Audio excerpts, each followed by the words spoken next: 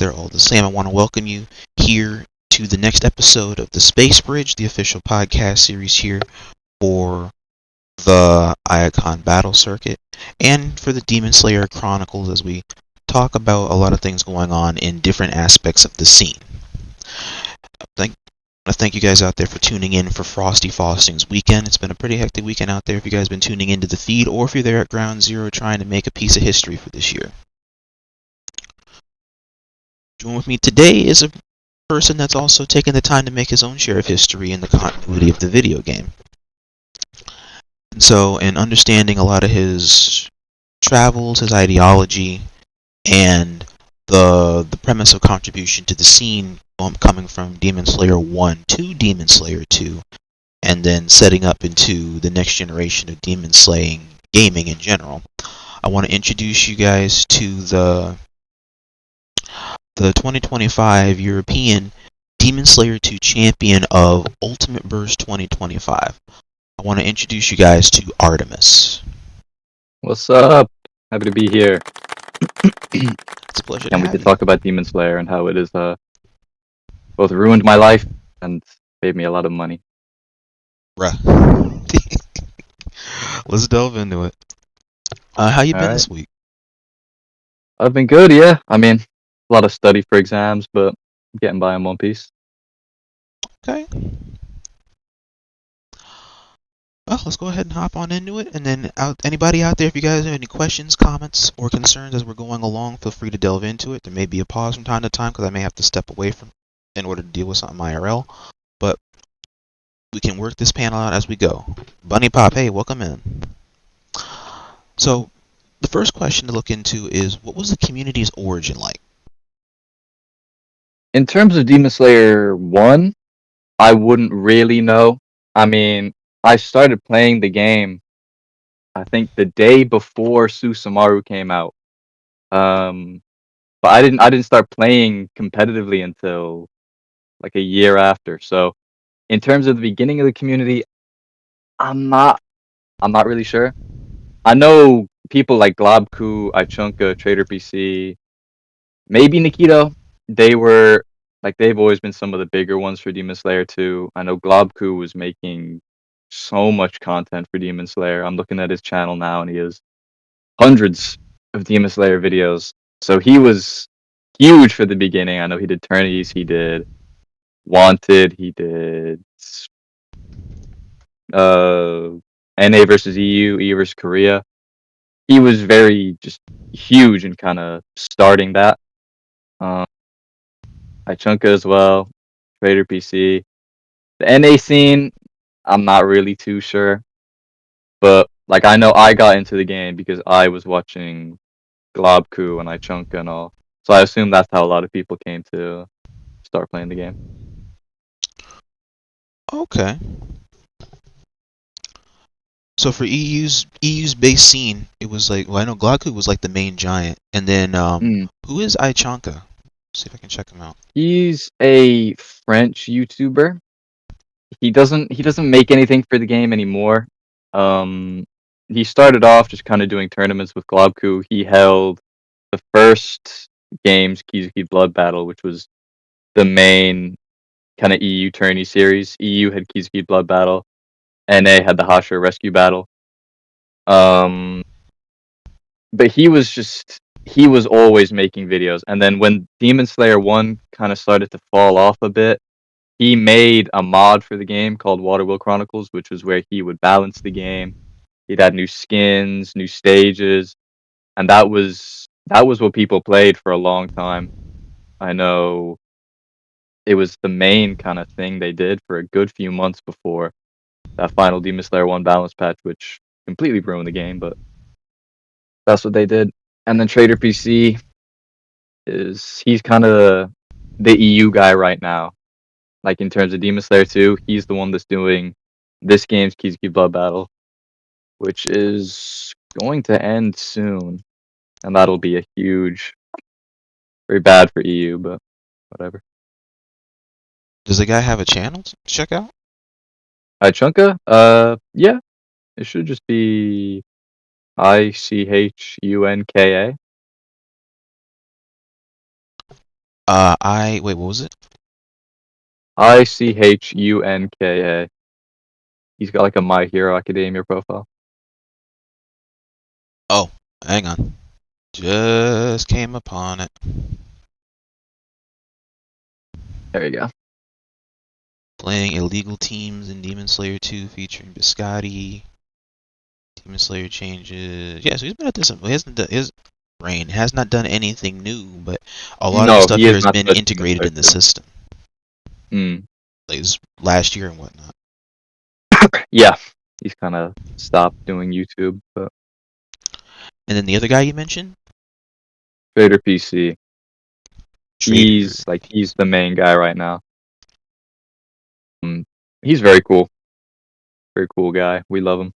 I love all the Trader PC or money. Trade with PC? Traitor, so TraitorPC.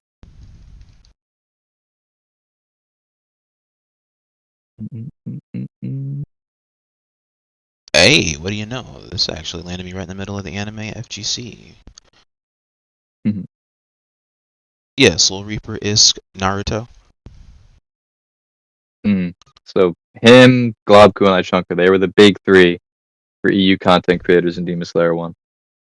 Globku was he was the big one, and then the other two were more kind of local in a way. You know, you could talk to them if you wanted to get something sorted.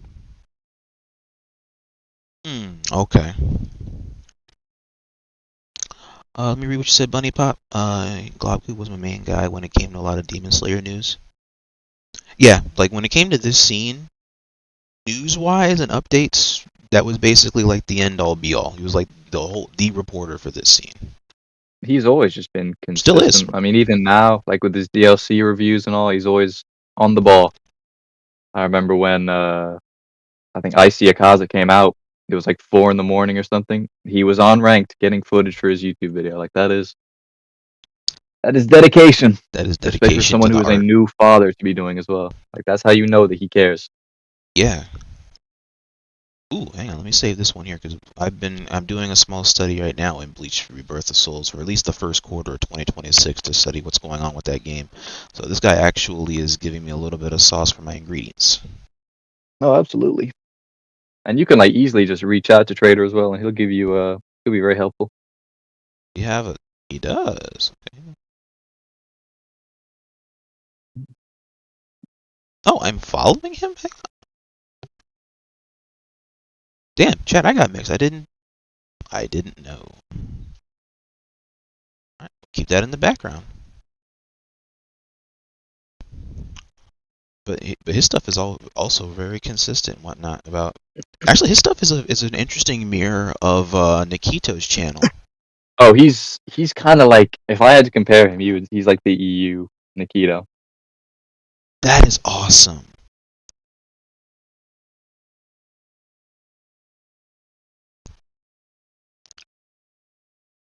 Yeah, this dude's really well traveled in the comp scene. Damn, it would be an honor to definitely get to meet this dude somewhere down the line. Absolutely.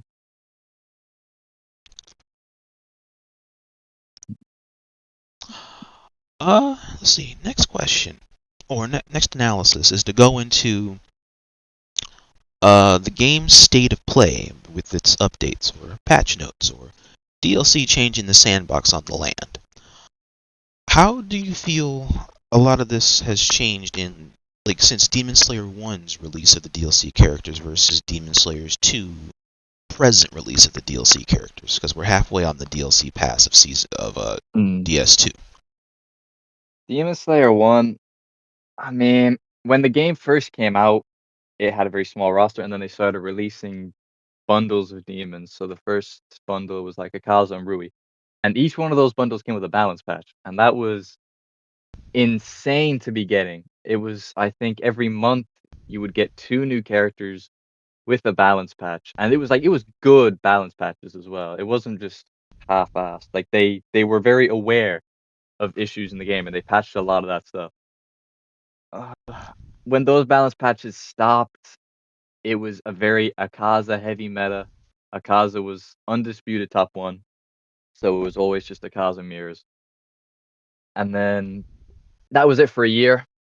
and then they started doing the Entertainment District DLC, no balance patch, and that was very, very annoying because you still just have a Kaz at the top. But then, and that's when they started playing Waterwheel Chronicles. But then about, I want to say a few months after Gyutaro dropped, he was the final DLC, they gave us a balance patch. But that balance patch was, they nerfed Akaza, but they buffed them. They buffed Susumaru and Entertainment District Zenitsu, and they were like, that's the 3 best characters in the game, and they've buffed them, you know? Oh man. And they made some great changes to characters like Gyu, Sabito, Makomo, but it doesn't really matter because they're just not gonna compete with these characters.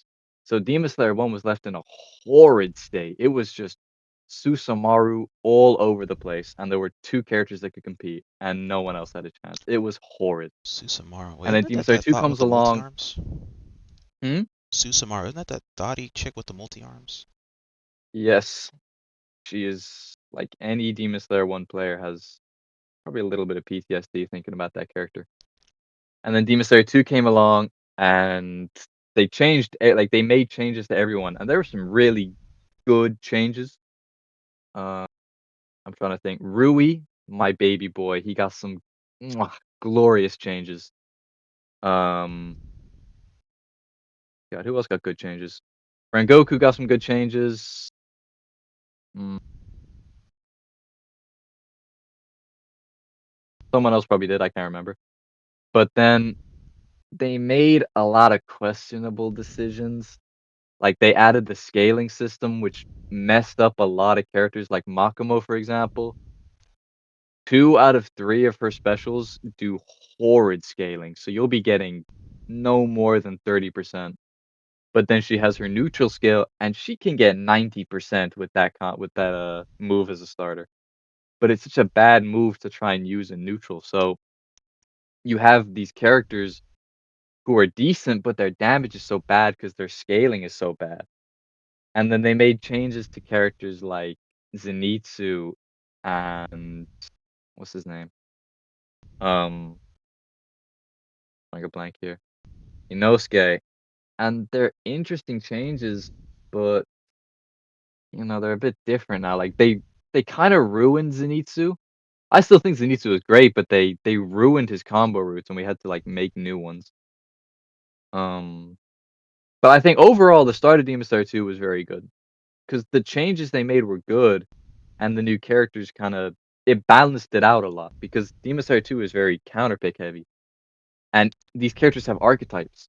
So you have zoners, you have aggressive, you have meta, you have grabbers, you have reset people, and these characters that got no play before can now fit into the mix. Like you can use Water Tanjiro, you can use Inosuke because you just pair them with a better character, and now you're chilling. Um, That actually sounds like, cultivatingly speaking, that sounds like the better position of competitive, balanced viability for a lot of the I would roster. agree. Yes, because Demon Slayer 1 was you pick one character and you're chilling. You pick Susumaru, you don't need anyone else. But Demon Slayer 2, you can't one trick. You can play Susumaru on her own, but then someone is just gonna counter pick on a character that demolishes Susa, and now you just can't win. So you have to have variety. You can't one trick in this game. And I think that is amazing.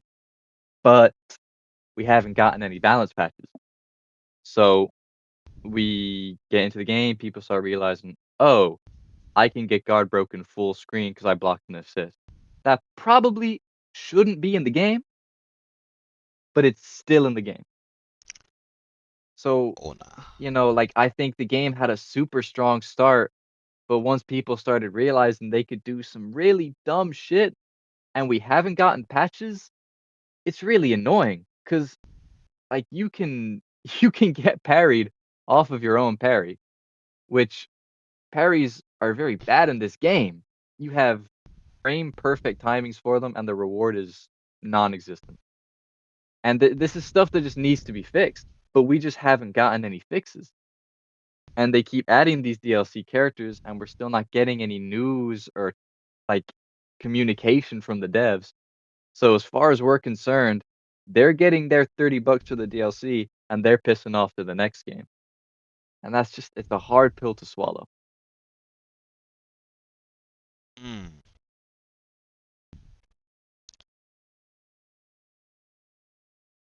Also, Chad, if you have anything that you want to add into that, go on ahead and weigh in as we're going through. Nerf Icy Zen. Next, I want to talk about the introduction level of the gameplay. Now, I've also heard previous takes before where the the not the skill ceiling, but the skill floor, the entry portion of the game. The skill floor is possibly different between DS1 and DS2, along with the skill ceiling being higher in 1 than in 2. But I wanted to hear your take on what did you think about the introduction level of the gameplay present? Um, I think the game is like very beginner friendly. Like you have these casual modes like the story mode and the Path of Demon Slayer, whatever it's called. So, casuals can get in, they can start playing. Then they dip their toes into ranked and online, and they can do well. Like it's very easy to like learn this game's fundamentals. Like the controls they're not hard to learn. But I think skill ceiling wise, like I don't think it's as skillful as Demon Slayer 1 because you can get away with some ridiculous bullshit in this game. But like there's a skill ceiling, if you're not putting in the hours, you're going to lose. And that's true for any game, but like you gotta try with this game. But Demon Slayer 1 had good fundamentals. You had push, block, lunge, you had better parries, you had just the gameplay was faster. It was a defensive heavy game, but because of that, it made the offense very like cautious. You had to be good with your offense because in Demon Slayer 1, if you dash someone's guard, all of a sudden you've been push, block, lunged, and now you're taking 60%. But in Demon Slayer 2, the game is so offense heavy. So you're just getting like piled and piled by so much aggression by these characters like Muichiro or Eden that have so much guard pressure and so much like in your face stuff to do. And you can't do anything because push block is terrible. Parries are terrible. Reversals in this game are horrid. So you just kind of have to suck it up and hope you don't take 60%. And I just think it's just dumb, and I think because of that, I think people can kinda pick the game up and learn this kinda guard break cheese, like, you'll play players in ranked that are 2 stars or 1 star, and they know to do this stuff, they know to guard People break cheese, they know to spam aggression because it's just so easy to do. You just couldn't do that in Demon Slayer 1.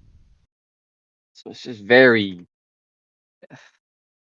the game takes skill, but not as much as Demon Slayer 1. You can get away with a lot of bullshit in this game. How did the defensive mechanics work in Demon Slayer 1 compared to Demon Slayer 2? Demon Slayer 1 defense, um, you had push block and push block lunge. Push block in Demon Slayer 1 was instant.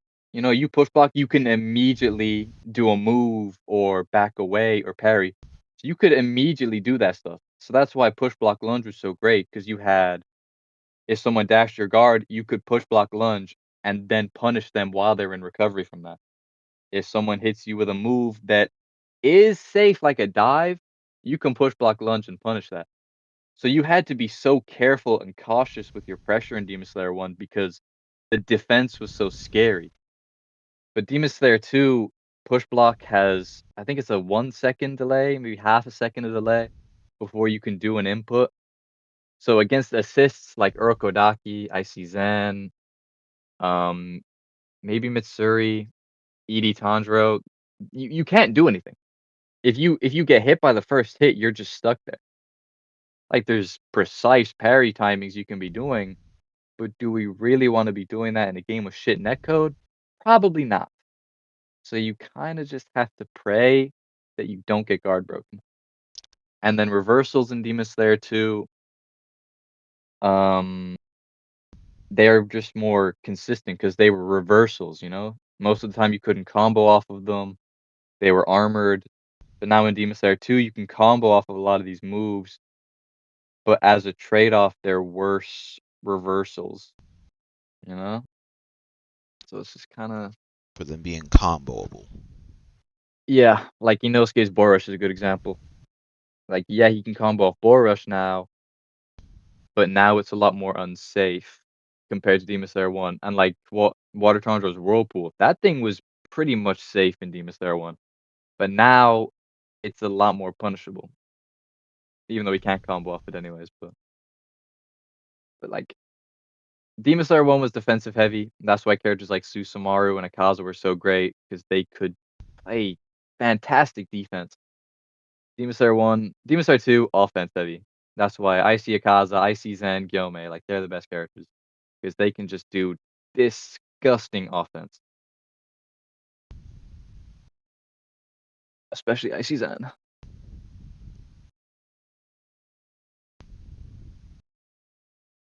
Okay.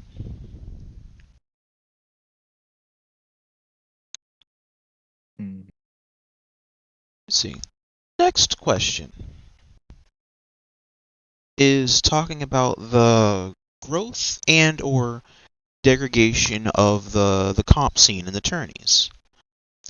So in the EU scene compared to the NA scene, how many tournaments or scenes have you guys generally had out that way? And have they persevered going into Demon Slayer 2, or did they also start on Demon Slayer 2? In Demon Slayer 1, EU had most of the tourneys. NA didn't really get many, and that was good for me. I'm an EU player, you know, I like EU tourneys. I get to play them. Demon Slayer 2, NA, it's all NA. Because when Demon Slayer 1 was dying down, EU players, NA players started playing more. So you had less EU players and more NA players. Then when Demon Slayer 2 came along, there were more NA players than EU players. Like a lot of the EU pros that were top players in Demon Slayer 1, they don't play Demon Slayer 2. You know, they might have tried at the beginning, but they don't play it anymore. And because of that, there just isn't like any tourneys for EU. Like EU is lucky to get a tourney a month, maybe. Like sometimes we'll get some cool tourneys, and we get cross-region tourneys. I personally love cross-region tourneys because I don't like the EU scene in this game. So I get to play better players in cross-region, even if the netcode can be a bit shit. But because EU doesn't get any tourneys, we're just more behind. You know, like if you look at the EU top players and the NA top players, it's not even close. Like if we did an NA versus EU, EU would get absolutely demolished. It wouldn't even be close. And that's just because we don't have many tourneys. And then the tourneys we do get, there's not much incentive, you know? It might be like $50 split 3 ways, and that's like $20 for first place. There's not much incentive to play that, you know? So even players who started playing in Demon Slayer 2 and started doing well in Demon Slayer 2, like Blue Spider or Yoru, they don't even play the game anymore. So the EU scene is just so dry right now. And it's definitely just because there's a lack of tourneys. Like Ichunka stopped doing tourneys. Globku doesn't do Wanted, and Wanted was huge for Demon Slayer 1. He doesn't do that anymore. So all we really have is Traitor. And Traitor has stated multiple times that he probably won't do any tourneys after this just because he's putting in the effort and he's putting up like $50 for these tourneys and no one's playing in them. Like he might get 20 signups or something, and that's just not a lot. Compared to NA, they're getting like 2 or 3 tourneys a week. Like I know they have 2v2 tourneys coming up like right now, and it's like I'm sitting here in my chair and I'm really annoyed. I'd really like to play in that, but like EU just doesn't get that. Like NA just had the 1K qualifier, and that was 12 tourneys for 12 weeks. Like that's a tourney every single week. And that just does so much for the community, knowing that there is a tourney every single week. But like EU, we don't know when the tourney's going to be. Like, there might be one next month. There might not. Like, Biscuit might do an occasional tourney. I know Asama Cat, she just did that PC tourney the other day. That was cross region. That was amazing. But like, when's the next tourney? You know? Because the EU scene is just so behind compared to NA. Because they just get so many tourneys. Like, they have Wave, they have Daddy Silver, they have Demo, they have Oh yeah, sorry ECO. man. Yeah. Yeah, sorry man. They just have all Nikito. these people that are just doing so much for the game. EU only really has Traitor, and it's pretty obvious Traitor doesn't want to do it. Yeah, But he because he kind can of feel just because he can just feel the holding weight on. on that. He can feel the Pretty, weight. I Where mean, it's like pretty much. he's the Yeah, only one. If that's the case. because he's sitting here and he's playing in this. He's playing these tourneys. He wants to play the tourneys, but he can't do it because there are no EU tourneys. So he has to hold these tourneys, and then he's meeting player frustration because he's playing rules and he's doing things that aren't the best decision. Like, a lot of tourneys right now are banning Iacon because he's just that good. Traitor just doesn't. He's not like doing any tourneys. He's got his maybe once a month tourneys because he's not really arsed to be doing it. So he's not really trying to put in that much effort with the rules. And like, I can't blame him. But when you're playing that, it's just annoying, Because I was talking with people yesterday and they were complaining. They're like, why are we letting PlayStation players play PC tourneys? Why are we not banning Iacon? And it's like, dog, you're getting a tourney a month. Like, let's take what we can get. It's just I see what EU you is mean. just struggling right now. I see both sides of that argument. So it's like he does want to have something going, but he wants to make sure that people have fun. But he also wants to have a sense of structure, but not complete structure, which is why the tournaments go off, but they don't have anything about the Yeah. hierarchy that may or may not be running that scene if you are allowing it to be. I mean, Trader just doesn't really have any help, Like, all these other NA players, they have so many people to talk with. But Trader, he's kind of just doing it on his own right now. And like, I have huge respect for him doing it, but you can tell that he doesn't really want to be doing it, Because He probably wants a do break. you really want to be putting up like $100 for 2 tourneys, and then no one is showing up, and it's the same? It's just fucking me pulling up and winning the tourney because the EU scene is just worse. Like, I don't want to toot my own boat here, but like, I do feel like I am the best in Europe, and I don't think it's that close. And I just, it's annoying for me, because I want to play these good players. I want to have these close sets, but it's just not there for EU. That's why whenever there's a cross-region tourney, I'm, oh boy, I can't wait to play Masquerade. I can't do that in EU. And I think it's like, how are the EU players supposed to improve, Yeah, because like they're not. constant scenes help to cultivate the scenes. That way, there's more people that come up or that are known. Because outside Exactly. you, HILLIASTEUR, Blue I mean, even Spider. Heliaster doesn't play the game anymore. Blue Spider doesn't either. Like, you look at all these players. Like, I know the page you're looking at right now. Hakarij still plays. Heliaster doesn't play. Reaper doesn't play. Spider doesn't play.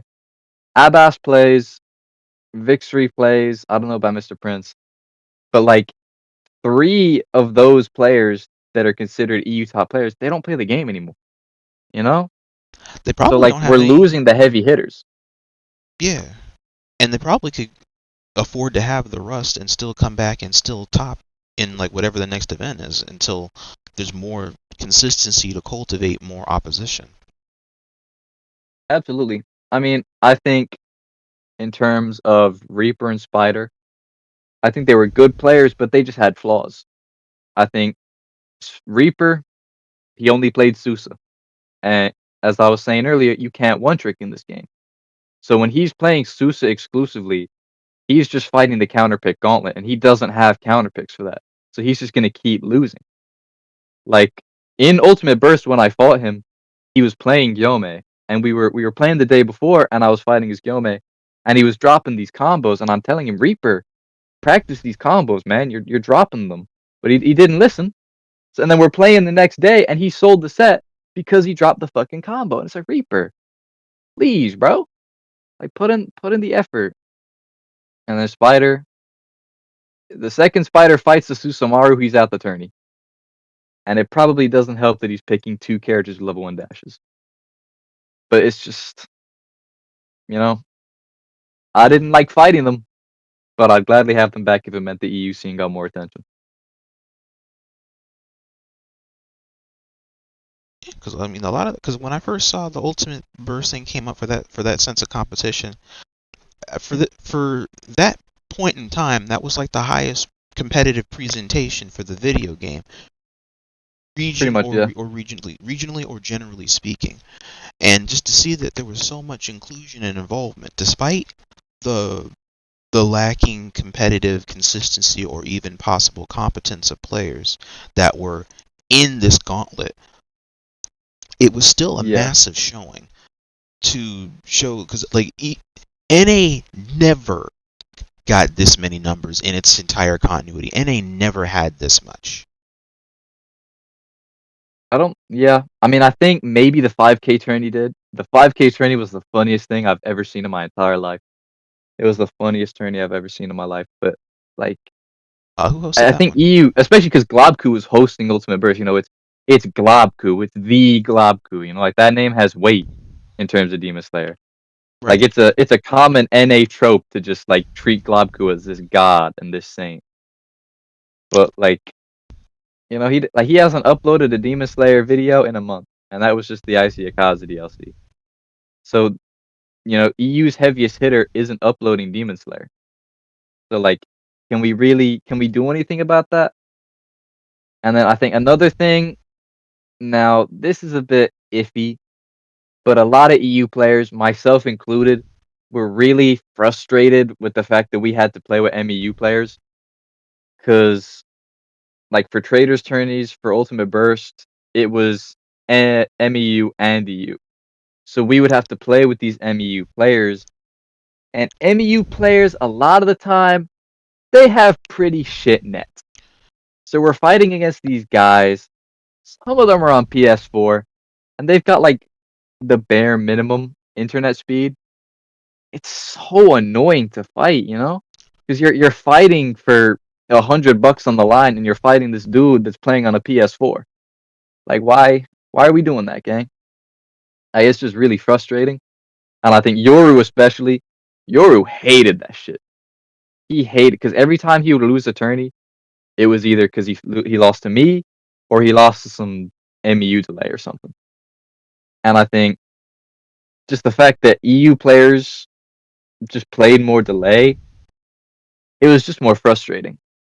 But I think in my case, it kind of worked, because since I'm more used to playing in the cross-region delay, when a cross-region tourney comes, I play better than the NA players. Because these NA players, they'll play in half a second of delay, and they will start bitching like crazy. Because they're not used to it. They're used to that, like, they're used to perfect delay. They're used to NA players having beautiful net.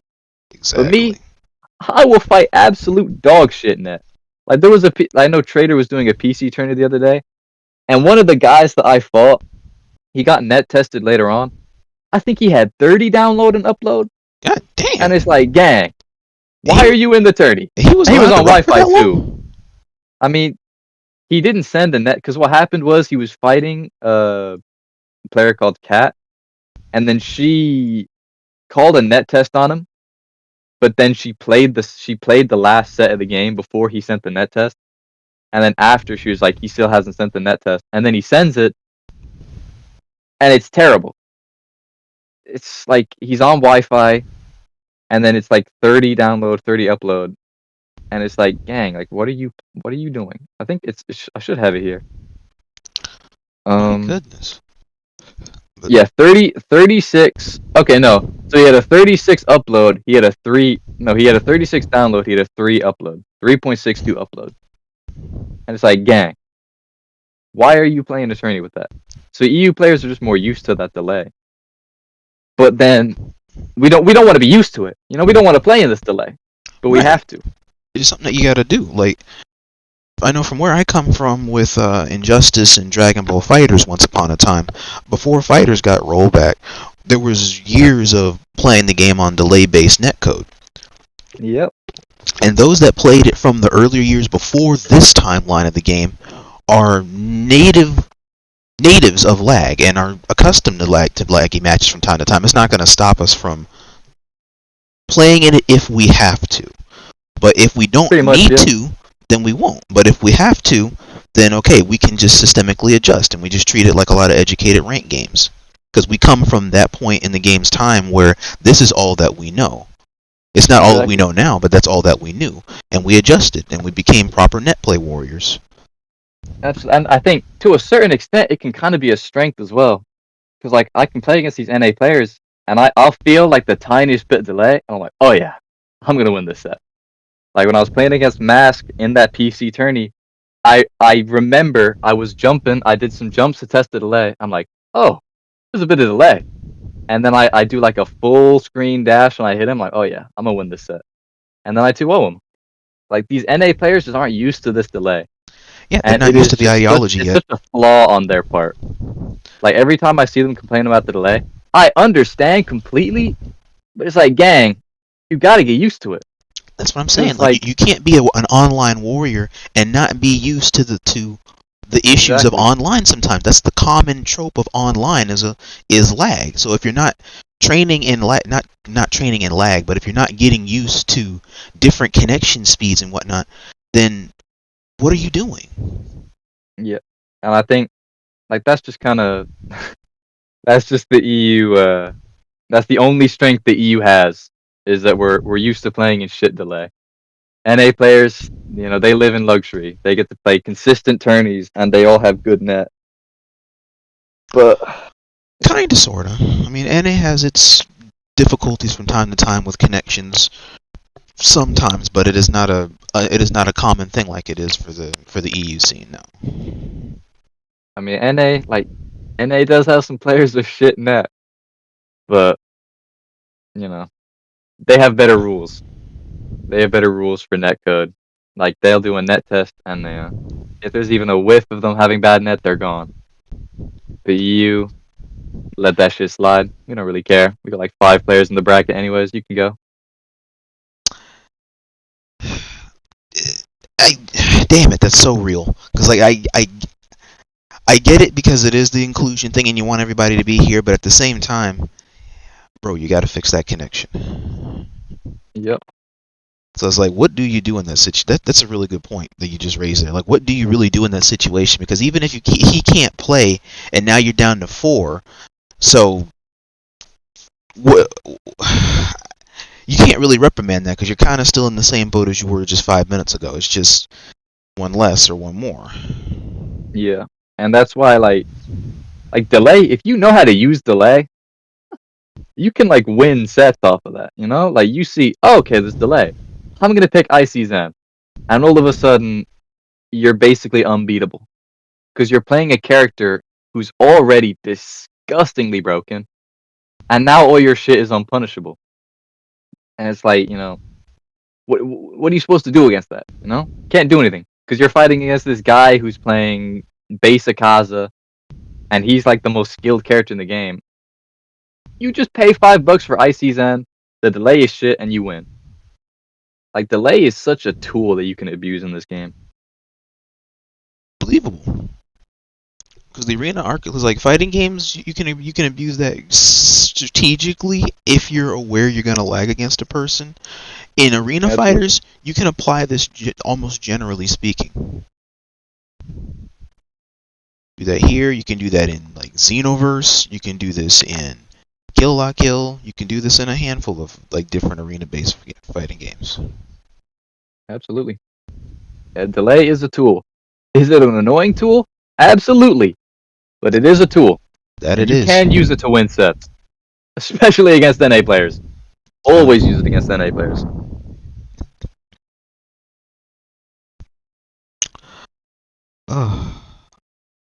Next assessment is to take a look into the developer involvement and then some of the patch rough points that have happened across the game or games. I mean, developer involvement, non-existent. These devs do not give a fuck. And I think that's very obvious when you kind of look into the game's history, especially this game. I think the start of Demon Slayer 1, fantastic. It was amazing. Like I wasn't in the competitive scene. I was only playing casually, so it didn't really affect me as much. I couldn't appreciate it, but like they're getting consistent patches with good patch notes, like patch notes that say we're aware of these issues. Demon Slayer 2, like we aren't getting that, you know? We're not getting any communication. Like if you check the Demon Slayer Twitter, they've got like pause on this character and then you can start playing them challenge. Like, brother, your game is dog shit. Maybe we address that. Like I don't want to be pausing my my fucking Twitter and saying, "Oh my god, I got Shinobu. Let me play Shinobu." Oh, hi Iacon. Please don't kill me. Like, bro, are we serious? Like, let's address the issues of the game for a second.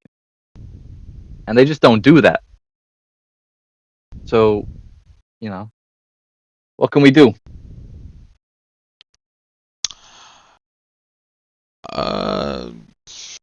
All you can do, honestly, is keep voicing your opinion. The opinion of the consumer does matter, not just the pockets of the consumer.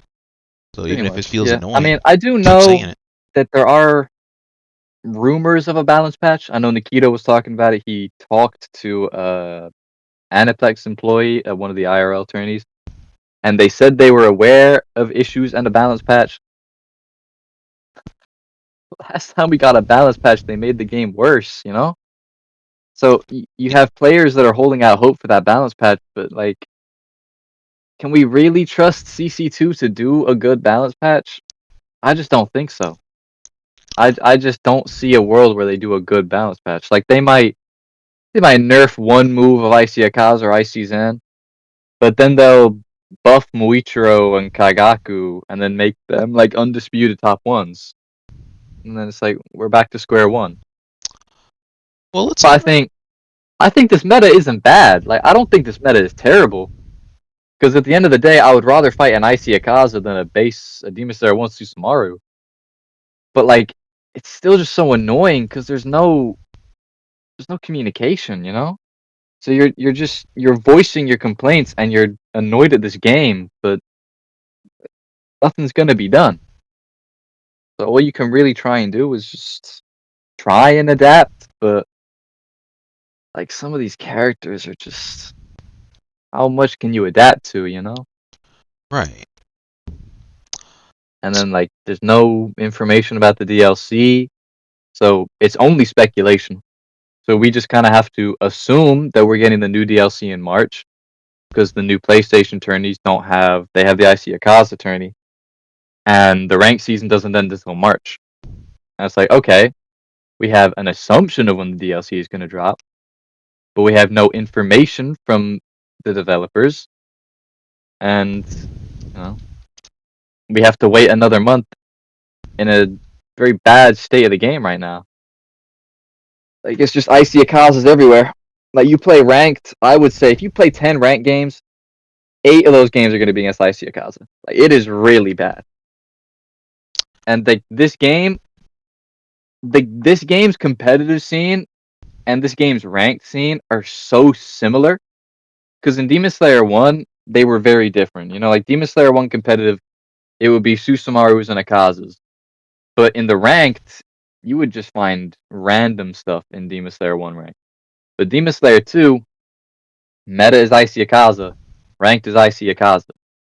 So it's just so frustrating to deal with this thing over and over and over and over and over and over and over again while you're getting no feedback from the developers. Like what are you supposed to do? Like if they That's a good point. You can only do what you can in these instances, Mhm.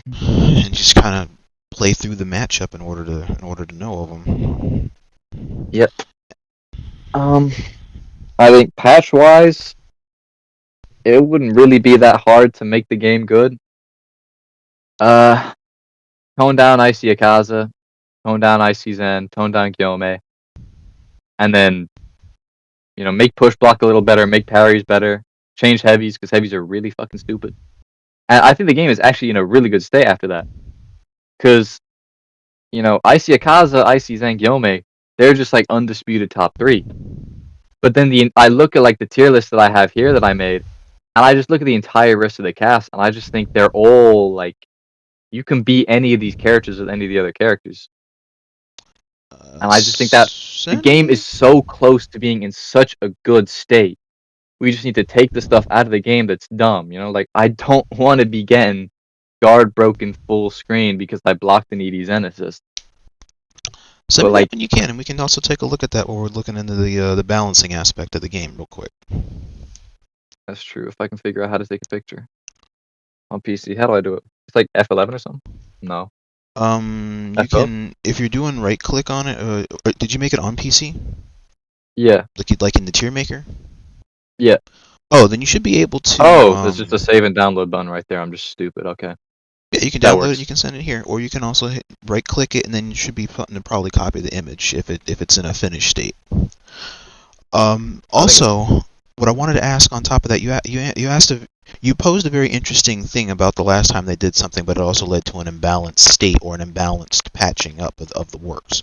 So, when was the last time they patched a Demon Slayer game, either 1 or 2, and then it created an imbalanced balance? The last patch they did, like proper patch, was in Demon Slayer 1, and it came a little bit after Gyutaro. And there were good changes to characters like Sabito, Giyu, Edie Tanjiro. I think he got good changes. Like they got good changes, and some of these characters became like solid. Like Makima went from arguably bottom 1 to a semi-playable character. She still sucked, but she didn't suck as bad. But then they made changes that were so bad. Like Susa had one move in the game that was unsafe, and that was her piercing kick. That was her guard skill. And the only way you could punish that, it wasn't technically punishable. It was safe on block, but you could push block lunge it. They made it in that patch that it was still safe on push block lunge. So they've now made a character who is basically unpunishable. You can't punish her on anything. You just have to win neutral against a character with free projectiles. Like it's just saying it out loud. It just sounds so ridiculous. And you just have to think, where did they think that was a good idea? Edie Zen, they gave him a level 3 dash. So they just made him the undisputed best Slayer in the game, and it wasn't even close. And then they nerfed Akaza's air types to start a red, and that was a good change. It was a great start. But then they gave him a better dive and more damage on his collapse. So, like, you guys have barely nerfed him. Why are we buffing him? Let's stop with the buffs. Why don't we nerf some more stuff? Like maybe let's nerf the compass glitch. Maybe let's nerf the fact that he can go half screen with a tilt skill. Like, let's nerf some of that stuff. But they didn't do it. And then, Enmu, God bless Enmu players, because they fucked that character right in the ass. They ruined him. Like, Enmu was a character in Demon Slayer. He was top 3 before that patch. He was really good. He could shit out consistent 60% combos. He had not guaranteed resets, but they were really hard to avoid. And his neutral was godlike. They patched it. They made it so that he couldn't air dash out of his air lights, which were his only good neutral tool. And then they also, what else did they do? I think that was it. But that change alone, like, because Enmu's biggest weakness was always that he couldn't chase. Like if he doesn't have the health lead, he loses. But now he can't chase and he can't defend. So now what? And then Demon Slayer 2 comes along, they make it even worse. They make his damage horrid. This dude is never getting more than 30% unless he hits you with one of his demon skills as a reset. And like he has guaranteed resets in this game, but to get these resets, you have to get a hit on them. And Enmu is really, really bad in neutral. That's why I have him in B tier. Because yeah, he can still do like 70% off of a guaranteed reset. But like his neutral is just terrible. Like they ruined this character. It's just so sad to see. So when people talk about a new balance patch for this game, I just don't trust them.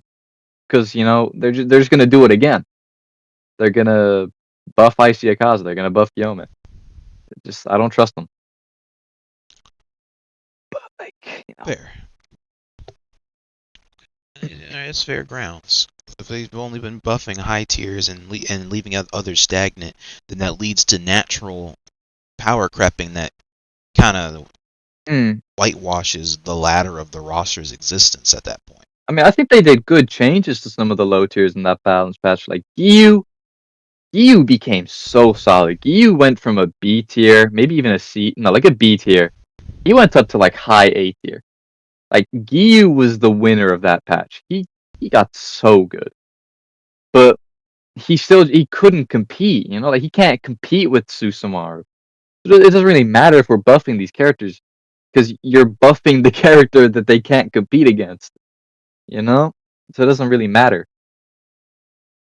Because, like, if you look at my tier list here, it's very much... I don't really kind of rank them in general. I rank them, like, matchup-wise. So, like, that's why Susa is so high. Because, like, I think Susa in this meta right now, like, Susa Haba, she's really bad. Because you look at the characters that are in S tier, and they all demolish Susa. But then you look at the rest of the roster, like everyone in B tier, C tier, D tier, like she beats all those characters.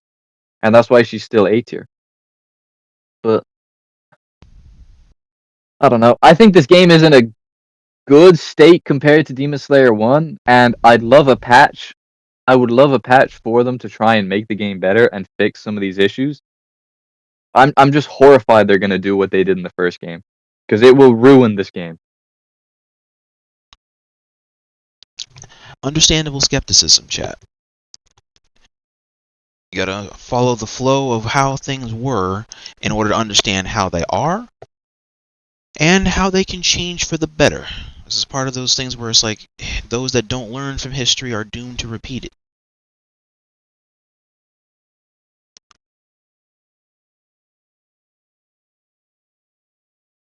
Next assessment. Actually, that kind of goes into community hard points and growth too. Actually, you also inadvertently went into a lot of that too when talking about the different meta outlines, because the meta now, while tough or difficult at times, but there is counterplay, it isn't as polarizing as the Susumaru's meta of generation. Yes, and I think in terms of the top tiers, especially the paid DLC, they're kind of what they're doing is they're releasing these characters. Like when Kaigaku came out, everyone was like, "This character is stupid. He's got like a half-screen demon skill that's armored and skips neutral and it's safe." And like that is dumb. But then they released Icy Zen, and Icy Zen directly hard counters Kaigaku. And then Icy Zen's really broken. But then they make Icy Akaza, and Icy Akaza directly counters Icy Zen. So they're balancing these broken characters by adding counter picks to them. And I think that kind of establishes that this game is a counter pick game. But like right now, like that's why Icy Akaza is at the top of S tier, because we're waiting on the Tanjiro that is supposed to counter Icy Akaza. But until we get that, you know, you have Icy Akaza. Icy Akaza has no counter pick. You don't have any character that can beat Icy Akaza, because he doesn't. His neutral is so good. He can turn any defensive situation into offense. Like if you dash his guard, he just push block neutral skills. And some other characters have that, like Nezuko or Ed Zen. but they're not really good characters. They're decent. But Icy Akaza, you hit his guard, and all of a sudden now you're like on the defense in an offense heavy game, and then he can full screen invulnerable move. Like, are we serious, guys? What was the thought process there? Full Like, screen invul. there's just no way to counter him.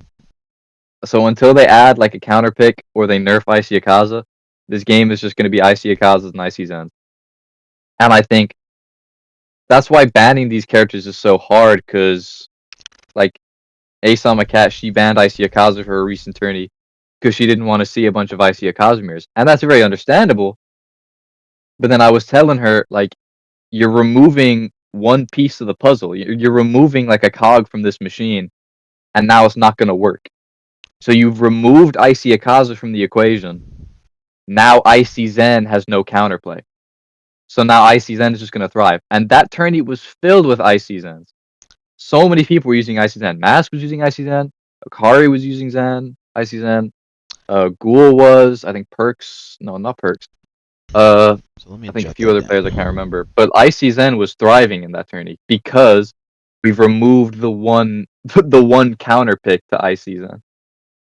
So it's just really like annoying because the meta is it's in such a interesting place to where you can counterpick any character with anything. Like, I can pull up with a fucking OG Zenitsu Academy Tanjiro and I can win tourneys with it as long as I use it in a good situation. Now, what But about not to interrupt you real quick, but what about Guillaume? Because before these two came out, Guillaume was also was the cost of yeah, one of his runners. he was the dominating force. And then they added Kaigaku, Icy Zen, Icy Akaza, and these characters all kind of balance Guillaume out. Guillaume is still amazing. He's probably the most consistent Slayer. Like, he is just so good. He's just such an like, I personally like him because he's strong, but he's not. You don't feel like you're getting cheesed. He doesn't have any cheesy shit. He's just strong. He's just a scary character. Like, you're getting hit for 60 whenever he touches you, but he's not. He's not broken. I'm not getting full screen clipped by him like I am Icy Zen or Icy Akaza. But like, that's why these kind of DLC patches are good, because they're adding these characters that are being added directly to stop the characters that are dominating the game. Like Icy Zen, Icy Akaza, they stop Guillaume. They tell him to chill. But if you remove Icy Akaza, then Icy Zen thrives. If you remove Icy Zen, then Guillaume and Kaigaku thrive. You have to have them all. And that's the problem with this game right now, is you've got a counter-picking game, but you have Icy Akaza, who has no counterpick. So how can you have a counterpick game when the best character in the game has no counterpicks? That right there, Like, that's the hard part. that's why we need this new DLC, guys. Like, let's not wait till March. Let's do it now. Let's just do it now. That's why I find that fascinating. Like, this is one of the few games where like the top tiers all actually are direct counters for each other. So they're not just they don't opt out the rest of the cast. They actually help the rest of the cast. Yes, exactly. And like, that's because you can make characters work in this game. Like, if there's one thing I tell people to do, it's have variety. Because you can win with dumb shit in this game. Like, you look at players like Ronnie, Crimson, Hoodie. They're playing like fucking Tengen, Makamo, Urokodaki, Water Tanjiro, Sabito, and they're winning. Is it because they're doing like cheesy shit? Yes, but it shows that you can win with this stuff, even if you're fighting against these broken characters. You just need to know when to use them. You don't pick Water Tanjiro against Icy Akaza or Icy Zen because they're just gonna counter. But if you put it into a situation where you can, all of a sudden you're working, and it's a knowledge check. Because if if you look at someone like Masqueroo or what's his name, Jayz, or Chrome. These players, they're used to fighting meta. They're going to know how to fight ICZ, Iacon, Yome. They're going to know how to fight these. You pull up with a fucking Rengoku Sabito or a Rengoku Sanemi, they might struggle a bit because they're not used to fighting these characters. So you can win with dumb shit. And that's why I think this game is in such an interesting state. They just need to push out the rest of the DLC, get a good balance patch that doesn't fuck the game meta, and it will actually be in a really, really, really good state. I agree with a lot of this. I didn't really think about this game being like so like counter picky, and then when I start to think about it with the way that neutral kind of works here, and then as opposed to other 2v2 fighting games where they also do lightly have counter picks that work based off of their assists, here it actually works based off of the lead, with instances where the assists are the lead. Yes, and what was I gonna say? Because the game's mechanics are like worse, like parries, heavy use push block, because they're worse, it means that your character pick is so much more important. You know, like in Demon Slayer 1, like you could get by with any character because, you know, push block lunge is just a universal punish on any character. But in Demon Slayer 2, that doesn't exist. So your character pick just matters that much more. It's purely just dependent on like what the matchup is. You know, like if it's Susahaba versus Rui, Rui is winning that every day of the week. Like if I fight a Susa on Rui, oh, I'm so happy because I just know I'm winning. Like there's nothing that Susa can do. There is nothing she can do. There's nothing she can change about her playstyle. Only way she is winning that set is getting off Susa and onto a character that is better against Rui, like Yoko, Icy Akaza, Icy Zang, Gyome. These better characters.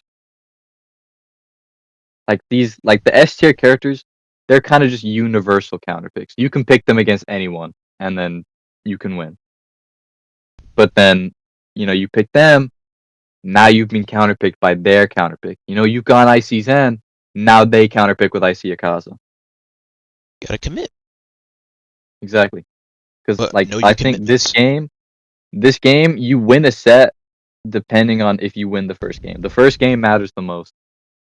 Against like one trick characters, players, like if you fight like Hoodie Polk or something, he's probably gonna stay on Tengen. He might go Icy Akaza. He's probably gonna stay on Tengen though. So you don't have to worry about counter picks that much. But if you're playing a character, if you're playing people like Mask or like me, you got to think about counter picks because they're gonna counter pick, and that's why I think matters so much in this game. Like half the battle is knowing to counter pick and knowing when to get off a character you're playing. You know, pull out the big Yome. And over time, that's where counter picking does have viability for a game like this. That way, it helps with understanding the competence in different matchups and then those knowledges. Yeah, like assists matter more in this game as well. That's why Urokodaki's an A tier because his assist is so good. And I think that it helps worse Slayers thrive, you know? Because that happened in the first game as well, but assists are better in this game. That's why this game is a Slayer meta game. Because you can pick Sabito or Rengoku or something, and then you just pick these assists that are so much better. You can get guaranteed guard breaks, they can snipe in the air, they usually have better scaling than a lot of these characters' starters. No reason not to pick them, you know? It's just so there's so much variety. Is just all I can really say. They just need to add more characters pretty much. Yeah, it helps with the counter picking ratio. Yes. Exactly. Well, let's see. Well, on that notion, before we go into the next aspect of the highest presentations of the game and then the grassroots ideology, if I can get a look at what the card looks like, how many? I said we were like what halfway through this, right? we're halfway through the ticket. So what are the chances that a couple of those last remaining characters are going to fill out the rest of those counter-picking voids? If I could find it, that would be nice. I hope they do. I think we have Tanjiro, Gyu, Shinobu, and Doma. Those are the last 4. Now, assuming that we continue the streak they're going on, all these characters are going to have really obnoxious, broken guard skills, and then they're going to counter the character that came before them. That's if we're assuming they're following the streak that they've been going on. Like, my hope for the game's meta is that they release the new Tanjiro, he counters Iacon, then the new Gyu counters Tanjiro, the new Shinobu counters Gyu, and the new Doma counters Shinobu.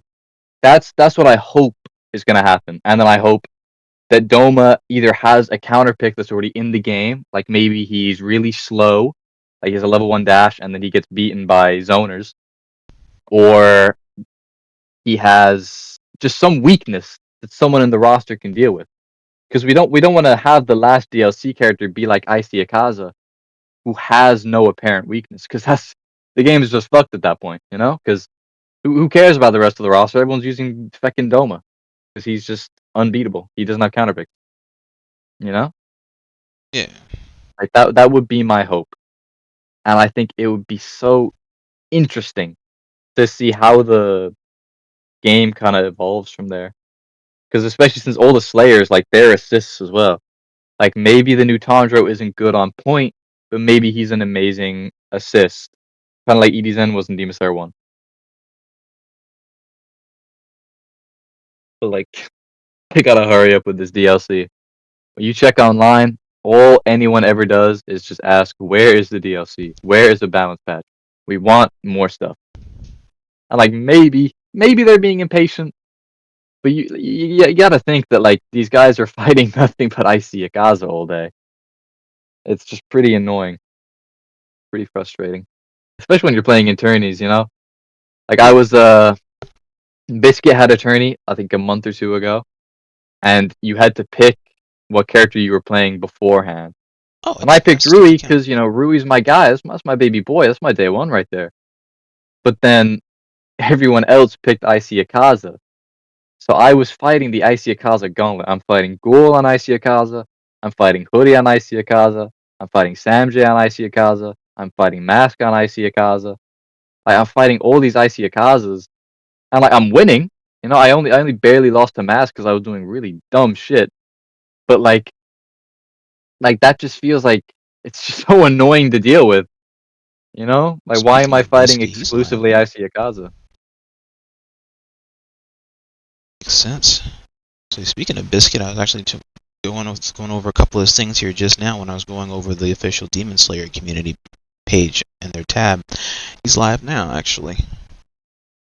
Biscuit is, in my personal opinion, Biscuit is the most consistent Demon Slayer streamer right now. He does a lot of Demon Slayer stuff, even if it's just him fucking around in a group match. It's just good for the game, pretty much, because you have these players that are coming in and playing it. And even if he's not doing tourneys, he does do tourneys, but just the fact that he's still streaming the game in order to engage with the community. He's playing the game, yeah. It's just good to have, because it's giving people a reason to play the game. You know, like, if Biscuit's group matches weren't on, I wouldn't be playing this game half as much. And then that just encourages me to drop the game. Because, like, so many top players are dropping the game right now. I know True Fillin, he dropped the game. I think Mask is considering dropping the game. I think he's moving back to Japan or something anyway, so he wouldn't be playing then. But apparently he wants to drop the game, and it's just because the state of the game right now is just Iacon, and Iacon just beats the entire roster. He's just a universal counterpick against everyone. Next assessment. As we delve into the comp presentation, so what was the highest comp presentation of the community? The EU community and the NA community. In your EU, eyes. I mean, it has to be Ultimate Burst. Ultimate Burst has always kind of been the biggest. You know, you have Globku. He's like the biggest creator in the DemonSlayer community. For NA, I'm not really sure. You know, on one hand, I'm not an NA player, so I didn't play them. I personally think the 5K tourney they did was pretty funny. The demo's 1K qualifier was probably the biggest because that was 12 tourneys and then a big one for $1,000. Like that is just so big. Just like weekly tourneys, you know? Oh, how perfect that sounds. But the 5K tourney to me was so funny because you're watching people play a single elimination tourney for $5,000 in a game. Like at the time the tourney happened, people weren't like, you know, we didn't have the DLC, so it was just kind of brain dead shit. So you have people fighting brain dead stuff against, and there were so many people signed up to it as well in a single elimination tourney. It was just so funny watching people get hoed out of 5K and just seeing how like annoyed they got. But I would say the That's 1K pretty qualifier cool. was probably the biggest for NA. But EU, easily Ultimate Burst. I mean, you know, yeah, I won Ultimate Burst, but like it was just so huge just to have like all these players coming together, and then NA they had opening burst for it to kind of match what EU was doing. Like that was just, it was great. Demon Slayer 1, I mean, Demon Slayer 1 had Wanted. Like, oh, Globku, please bring back Wanted, please. Because Globku had his own Amazon server that he would like parsec players onto. So it was basically like playing offline. It was, That's what I love oh, about Parsec. Parsec is the equivalent of like it tries to simulate an offline experience online. it was pure bliss. Like when I played on his Wanted, it was so good that I played worse because I dropped my combos Damn. because I was trying to do delay timings, but I didn't need to delay them. You know, I didn't need to delay this move to match the game's delay. So like that's how good it was. Damn. I tell you, chat, when it's good, it's good. It was phenomenal. Back is great. And Parsec sometimes should almost put you in a trance. A good trance. Absolutely. Like, damn, Parsec why is is it just so good? amazing. And I was playing when I played on his Parsec, I didn't have like a proper PC that I do now. I had a really shit laptop that would sometimes take half an hour to turn on. Like I missed the first once that I was supposed to be on because my laptop wouldn't work. So they had to postpone me and put me in the next one. But when I Damn. got in, oh my god, amazing. It was just so beautiful and perfect to play. I pray every day that Globku brings back Wanted because it was just that good. I feel that. There's another dude that in the fighter scene that hosts Wanted for EU, but it's not for Demon Slayer. It's in the regular scene. His name Yeah, is Damascus. I think he took like one. Globku took the Wanted idea from someone, probably that guy. But it was just great. You know, you just have this tourney series for the best players. You know, you're not fighting these kind of fodder players. You're fighting good players. And like me personally, I love fighting good players. I love fighting players that make me struggle and like work out ways to fight them. You know, I don't want to fight some random guy who's just picking some annoying thing in bad net. I want to Right. fight good players in good net. Like, oh my days, amazing. That's why I love cross region because all the good players are in America. Yeah. uh, and then next, let's go into the grassroots thing here. In terms of grassroots ideology, what can you tell me about the I guess the grassroots ideology for the scene and the community in terms of like were there a lot of sponsored events, or were there more sponsored events, or were there more people and tournament and hosts and organizers paying out of pocket in order to cover paying for the players or for the scenes, if Yeah, you can it's tell me? it's more so hosts paying out of pocket. I think the 5K tourney was. some random guy just pulled up to, I think it was Nikito. He just kind of pulled up to Nikito. No, it was Kuyon. I don't know how to say his name, like Keon. He just pulled up to Keon and said, "I want to host a 5,000 tourney. Like, if I give you $5,000, will you hold an tourney?" And it's like, dude, what? Why? Like, what could possibly possess you to put $5,000 on a Demon Slayer tourney? That's what I'm trying to Like, when know. I Like, heard about that and I heard it was NA only, I'm like, there's no fucking way that I'm getting cock blocked out of a 5K tourney. I was so mad. But then when I watched the tourney and I started watching these players, like, oh, it was so funny. It was so fucking funny. But they mostly pay out of pocket. There's Matcherino. yeah. So like a creator might put in 50 to start, and then people donate or they claim codes, and it can go up to absurd amounts. Like Biscuit, this is kind of goes back to what I was saying about Biscuit and like his like what he does for the community. He has such a presence, you know. So he might put 50 up for a tourney. His tourneys always reach like $200 or $300 off of donations. Oh, he's got And the like bum that's just Mandala effect. Okay. he is like absolutely he has got people that will just throw money at his tourneys. And like that's just so great. So like yeah, these hosts are paying $50 to get it started, but it can go up to thousands, you know? Like I remember Globku did a tourney at the start of Demon Slayer 2. He put up 150 and it reached 1,000 by the end.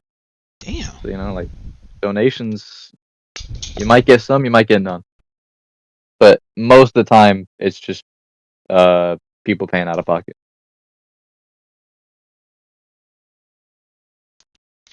Okay.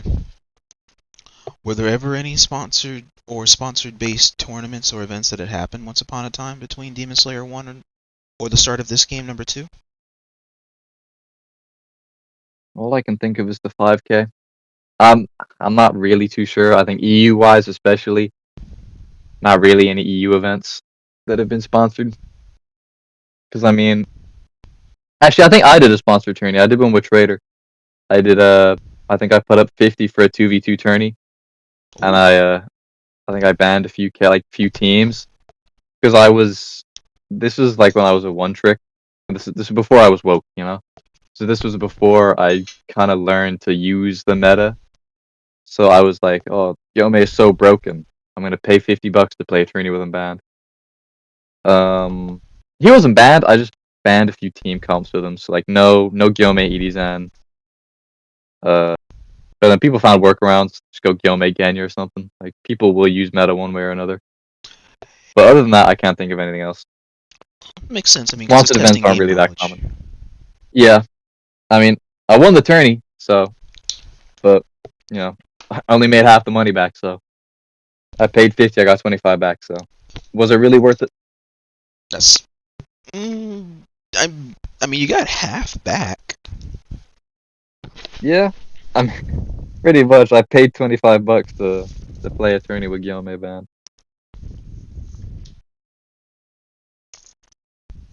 Okay. Next analysis is going into, I guess where you came from and your origin in the Demon Slayer story, Mm. or as I far mean, I back as you got the can remember. game. I got the game the day before Susa dropped. I think it's like October something. It's like early when the game came out, and I played it casually. I would play ranked and all. And then I would watch like Ichunka and Globku. I'd watch their videos on it and the competitive scene. So I knew the competitive scene.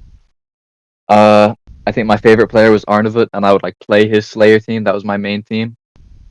And then about a year after, I think it was after Tengen came out and the lead up to Awaken Nezuko dropping, that's when I joined the competitive server. And then I started playing with more people. I started playing more characters. I started maining Enmu, and then eventually I switched to Rui. Yeah, I played just as many tourneys as I could play. Like I became obsessed with the game, just all in, just playing it as much as possible, playing with different people. And like I met a lot of cool people from the Demon Slayer community, but I was decent, and by the end of like when I stopped playing, I was considered like a top player, but I was looking back, I wouldn't really consider myself to be like that good. I was good by like Demon Slayer standards. I think I was 8th. Yeah, I was 8th on the leaderboard, so I barely qualified for the Pizza Blood Battle Finals. I was good, but compared to the best players like Fies, Charismatic, HILLIASTEUR, like I didn't stand a chance. I was kind of like in that in between, and then You had a lot of like advanced competence of the gameplay, but when it came to like other advanced players, it was 50-50 with like select ones that you could still see were like more experienced than you. yeah, I mean it was like I was good. They were just better. That's all I can really say.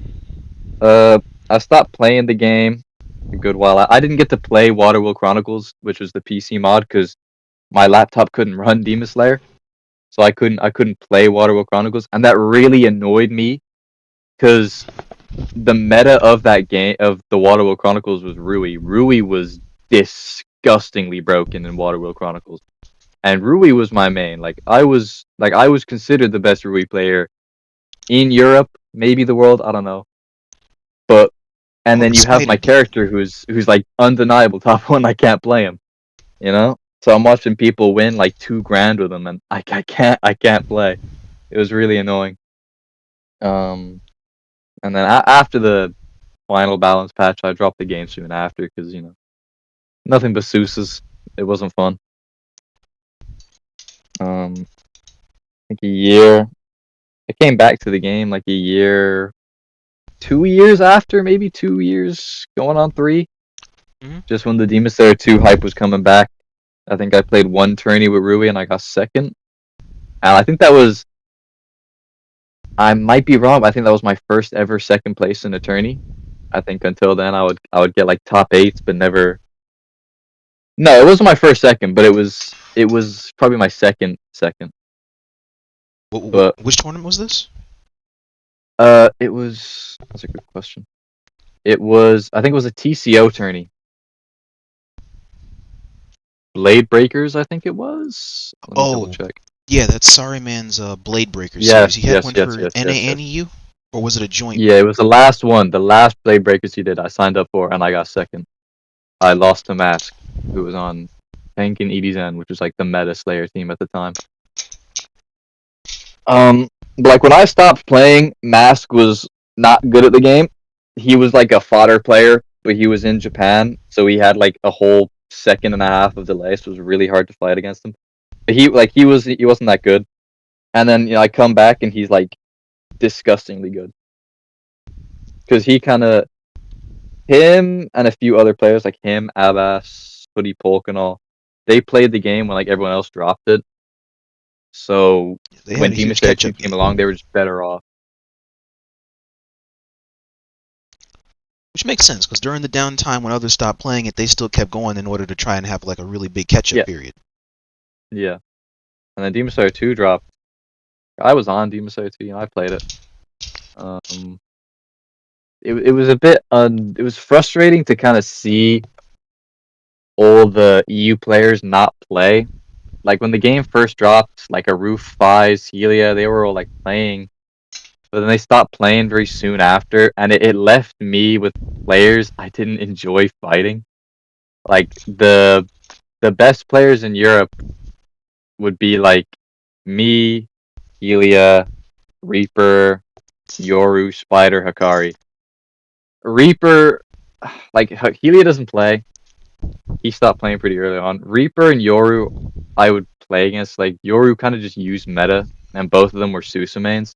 Like I could tolerate fighting them because Rui hard countered Sousa, so I could just kind of beat their ass. But I could not stand fighting against Spider and Hakarij, because Spider just guard break cheese, and then we had a 30 FPS bug where every time we played the game would get really choppy, which they still haven't fixed, by the way. That's still in the game. That was a mechanic in the game. No, it's just like a bug where the game just becomes 30 FPS. Like the game goes from 60 FPS to 30 FPS like after a round. So what would happen a lot of the time is I would win a round, then the game becomes unplayable, and then I lose. And like that was it. Ooh, shit made me mad. It made me really mad. And then Hakarij, just don't like the way that dude plays. I love the dude. He's such a cool person. I cannot stand the way that dude plays the game. Like it really it grinds my gears on some professional hatred shit. I cannot stand the way he plays. I guess I can't say I So blame you, because it might be the way he plays in conjunction with like niche encounters like that he probably has identified and kind of pretty also much, abused I mean, for like he's the just real kind of got estate. this. He's got this very passive play style. Like he kind of just constantly like runs away and kind of makes you push him, and then he hits you with some dumb thing. And it's so annoying to fight, you know. So it was annoying. And then like for all of that time, I was like a Rui one trick. I didn't play any other characters. I always loved playing Rui. Rui was my main guy. But then after I think it was a PC tourney that I lost to Yoru against, he was on Gyome, and it kind of clicked with me. Like, okay, I need to start picking meta. You know, like I'm just gonna lose if I don't pick meta here. So I started picking meta, and then Ultimate Burst came around. I had Genya Makumo. That was like a niche team. No one really knew how to fight against that, so I could clear a lot of people with that. And then I had Gyome, and I used those, and I won Ultimate Burst. And I think like that's when I just leveled up as a player, because that's when it clicked for me. Like, okay, maybe I should be using meta. And then after that, I just ascended, got better and better and better and better and better. Started using different teams, more characters, expanding on characters I had, getting better at counter picks, better players. Like it's just like right now, currently, no glaze. I would say I'm probably top 2 best in the world right now. Hey, stay with your chest out. I mean, You did I something don't that want to very meat few ride people too can. much. You did something that very few people in the community in this continuity of this generation has done. Pretty much, yeah. I mean, I don't know. I wish some of the old players would come back. Like, I want to fight HILLIASTEUR. I want to fight Fives. I want to see how I want to see how I hold up to these players. You know, because these are players that would religiously kick my ass for years. I want to I want to see if I can fucking beat them now, or if they're still just that much better. So It was a it's really game. annoying to see these players lose, and then like Ultimate Burst, I see Helia lose to Hakarij after he gets fucking hoed. You saw It's that. so annoying to see. You remember I that was like, from the match point when he had like yes, when he had that whiff punish. it's because Helia did a compass. Like that shit was so stupid. Like I can't really say he got hoed because he kind of just did a dumb option. Like compass is not a good option there. I don't know why he did it. He should have just dashed or like done anything else. Like he sold that shit, and it was so annoying for me to see. Because not only do I have to now fight the guy that I hate playing again, I can't fight Helia. You know? Like I have never fought Helia's Akaza, and that's like his main. I've never ever fought that. So like I've just been hoed out of the chance to fight that. I was so annoyed. Damn. Poor me. I won $300.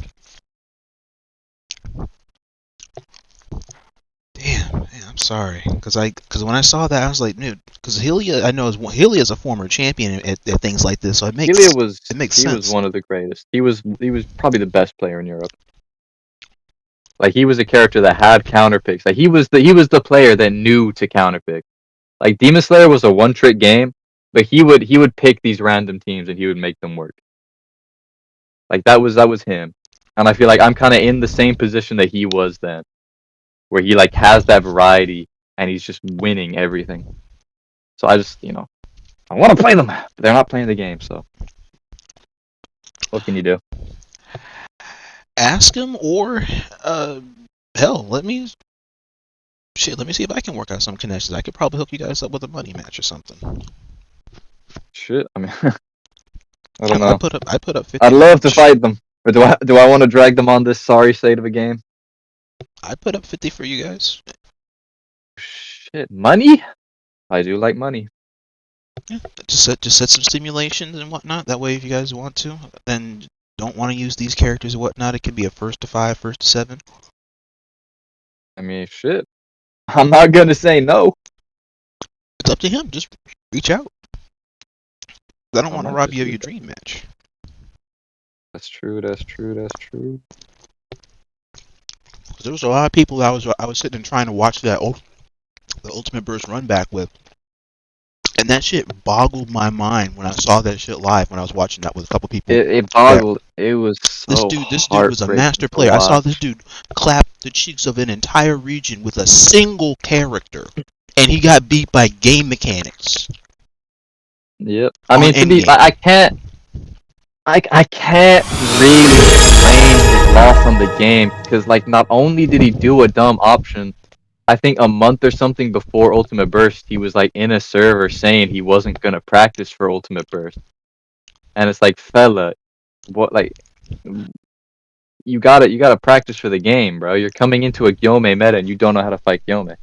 Yeah. So Hey, it was cool. kind of Thanks for the follow. inevitable he was gonna lose, because I was certain he was going to lose. I was like, there's no way he doesn't lose. But the way he lost was so heartbreaking. Like, he didn't deserve to lose there. He didn't like because that was just his round. That's all I can say. I can say it was a very very well fought battle, but I just respectfully speaking can't say that the better dude won it. No, I mean, I'm gonna be a hater again. When you watch the way Hakarij plays, he just doesn't play like a top player. He just does stuff that top players would never ever do. So it's just hard to watch like Helia lose to that. And I know it's because like Hakarij is on this broken character and Helia has neglected to practice it. So it's like it's more so Helia's fault than Hakarij's. Like Hakarij is just, he's gonna play the best character to give him the best shot. Hey, he's an Like, opportunist. I can't take that away from him. That's a good. That's can't that's blame that's the no, but it's mindset of like a tournament. You play to win. it's like you see hit like Helia hits that grab and Hakarij is on 1 HP and Helia has half his surge life. Like, it's GG's. And then he loses. Oh my days! And You can't write he that. got dicked down on that final round. Like Helia lost that round, and then he got dicked down afterwards. It was heartbreaking. Yeah, I think he might have been out mentally after that. Absolutely. I mean, to him, he probably won. Like he hit that grab and it's like, okay, I've won. And then he manages to sell that. Like, bro, that shit still That hurts to think 1% about. happens. I don't think Helia is ever gonna touch the game after that. Like, that is, if that happened to me, oh boy, I would not be happy. I don't blame you. Although it's funny because Ooh, at Azawaru, the thank you time with he the was gifted. I playing the set, appreciate you, buddy. Thank you. Thank you. but at the time when he was playing the set, he asked me and Hakarij if we wanted to make the prize pool winner takes all. So he wanted to make it where the winner would get all the money. And I think both of us declined. I didn't say no, but I was like gonna say no. Hakarij said no. But, thank God he didn't, because Helia did lose. And he wouldn't have gotten a cent if that happened.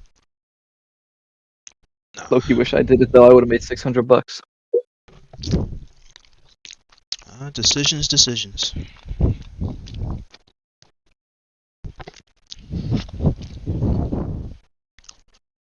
Going over the greatest achievement, next question I will go into is, how does the ability to play...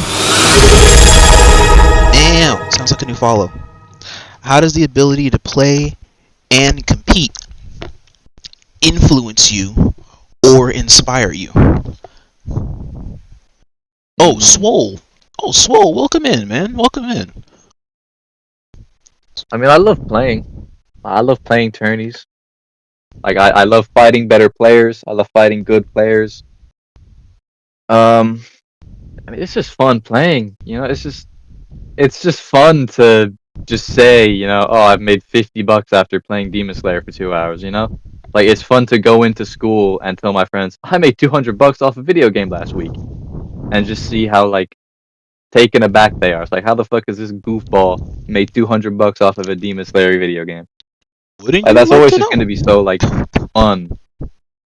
Like, because like when I play tourneys, like recently I've started just chilling in VCs when I play tourneys because I think it makes me play better.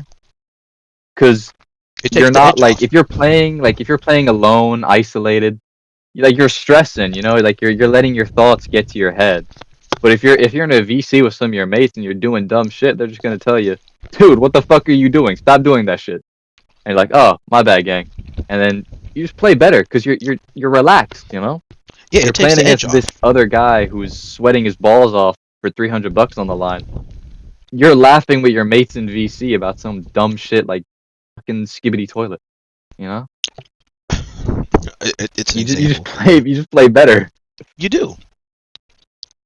Like, obviously, it's a serious tournament, but you're not playing as serious. Like, it's not life or death. The mentality. The mentality is a lot easier.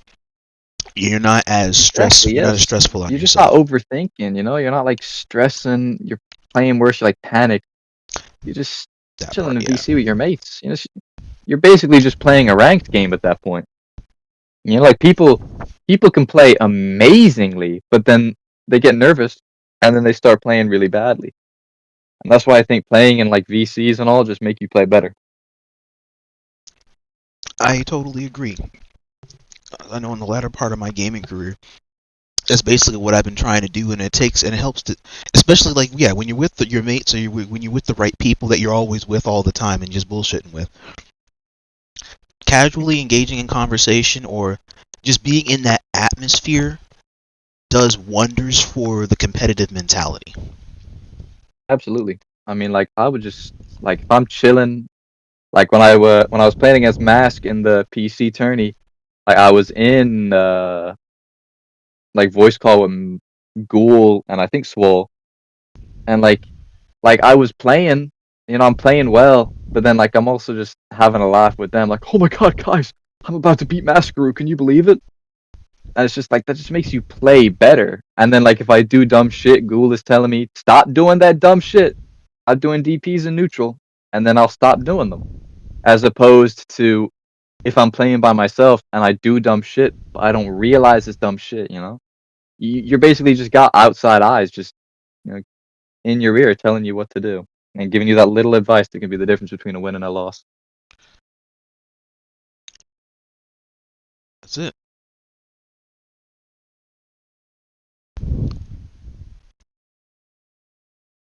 Uh, Next assessment as we go on ahead and we move from the community, the general reflection of the game, and then we go into your reflection in the background and a lot of the trials and tribulations and achievements that you've gotten for the game.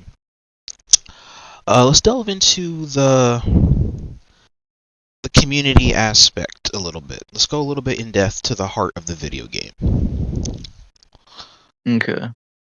So, what do you think is the timeline of the PvP community in Demon Slayer? Like, when do you think that Demon Slayer started feeling more competitive, or was it always competitive? Um, Like, was there a casual verse for the game? there's always. I mean, I've always said Demon Slayer is a casual game first, competitive game second. Like playing this game with your mates is always going to be fun. Um, playing competitive, I think the competitive scene has always been there. Um, I'm not entirely sure because I wasn't like in the competitive scene when the game first dropped. But I know like there were attempts to be made. They were kind of just like you didn't have these competitive players. It was kind of just whoever had something that worked early on. But I think after a while, especially with Wanted and all, that's when players started getting like good at the game. That's when the best players started showing themselves. Like Vice, Helia, Charismatic, Night Demon, like these players that are just better than everyone else. Like they start showing up and they're just winning. Like they're only being beaten by each other. And I think that's when the game started becoming more competitive. and then you had these competitive events like NA versus EU versus Korea to kind of show different good players, and that kind of helps people evolve. Like I know the OGs and E2 combos that people were doing, they were decent, but then when they fought Korean players, the Korean players were doing disgusting combos on them, and that's when the EU players started realizing, okay, we can start doing this. So it's like they're kind of trading information with each other. But like towards the end of Demon Slayer 1, it was probably all competitive because like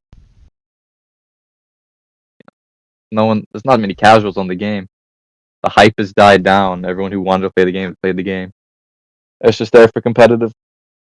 But Demon Slayer 2, there's definitely a lot of casual presence. Like there's a lot of TikTok streamers, YouTube streamers, Twitch streamers, and they're just playing the game. But like that helps competitive people because like I know Hoodie, he hangs out in a lot of TikTok groups. I hang out in Biscuits streams a lot because it's kind of like when you're not playing tourneys, it's only the real time you get to like play the game, and you get to play it in like a chill environment. You get a bit of glaze as well. Nothing wrong with a bit of glaze. Yeah.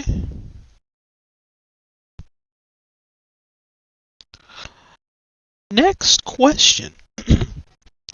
What's something that you think competitors overlook?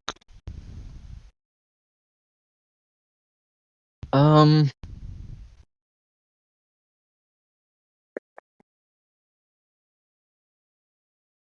Mm,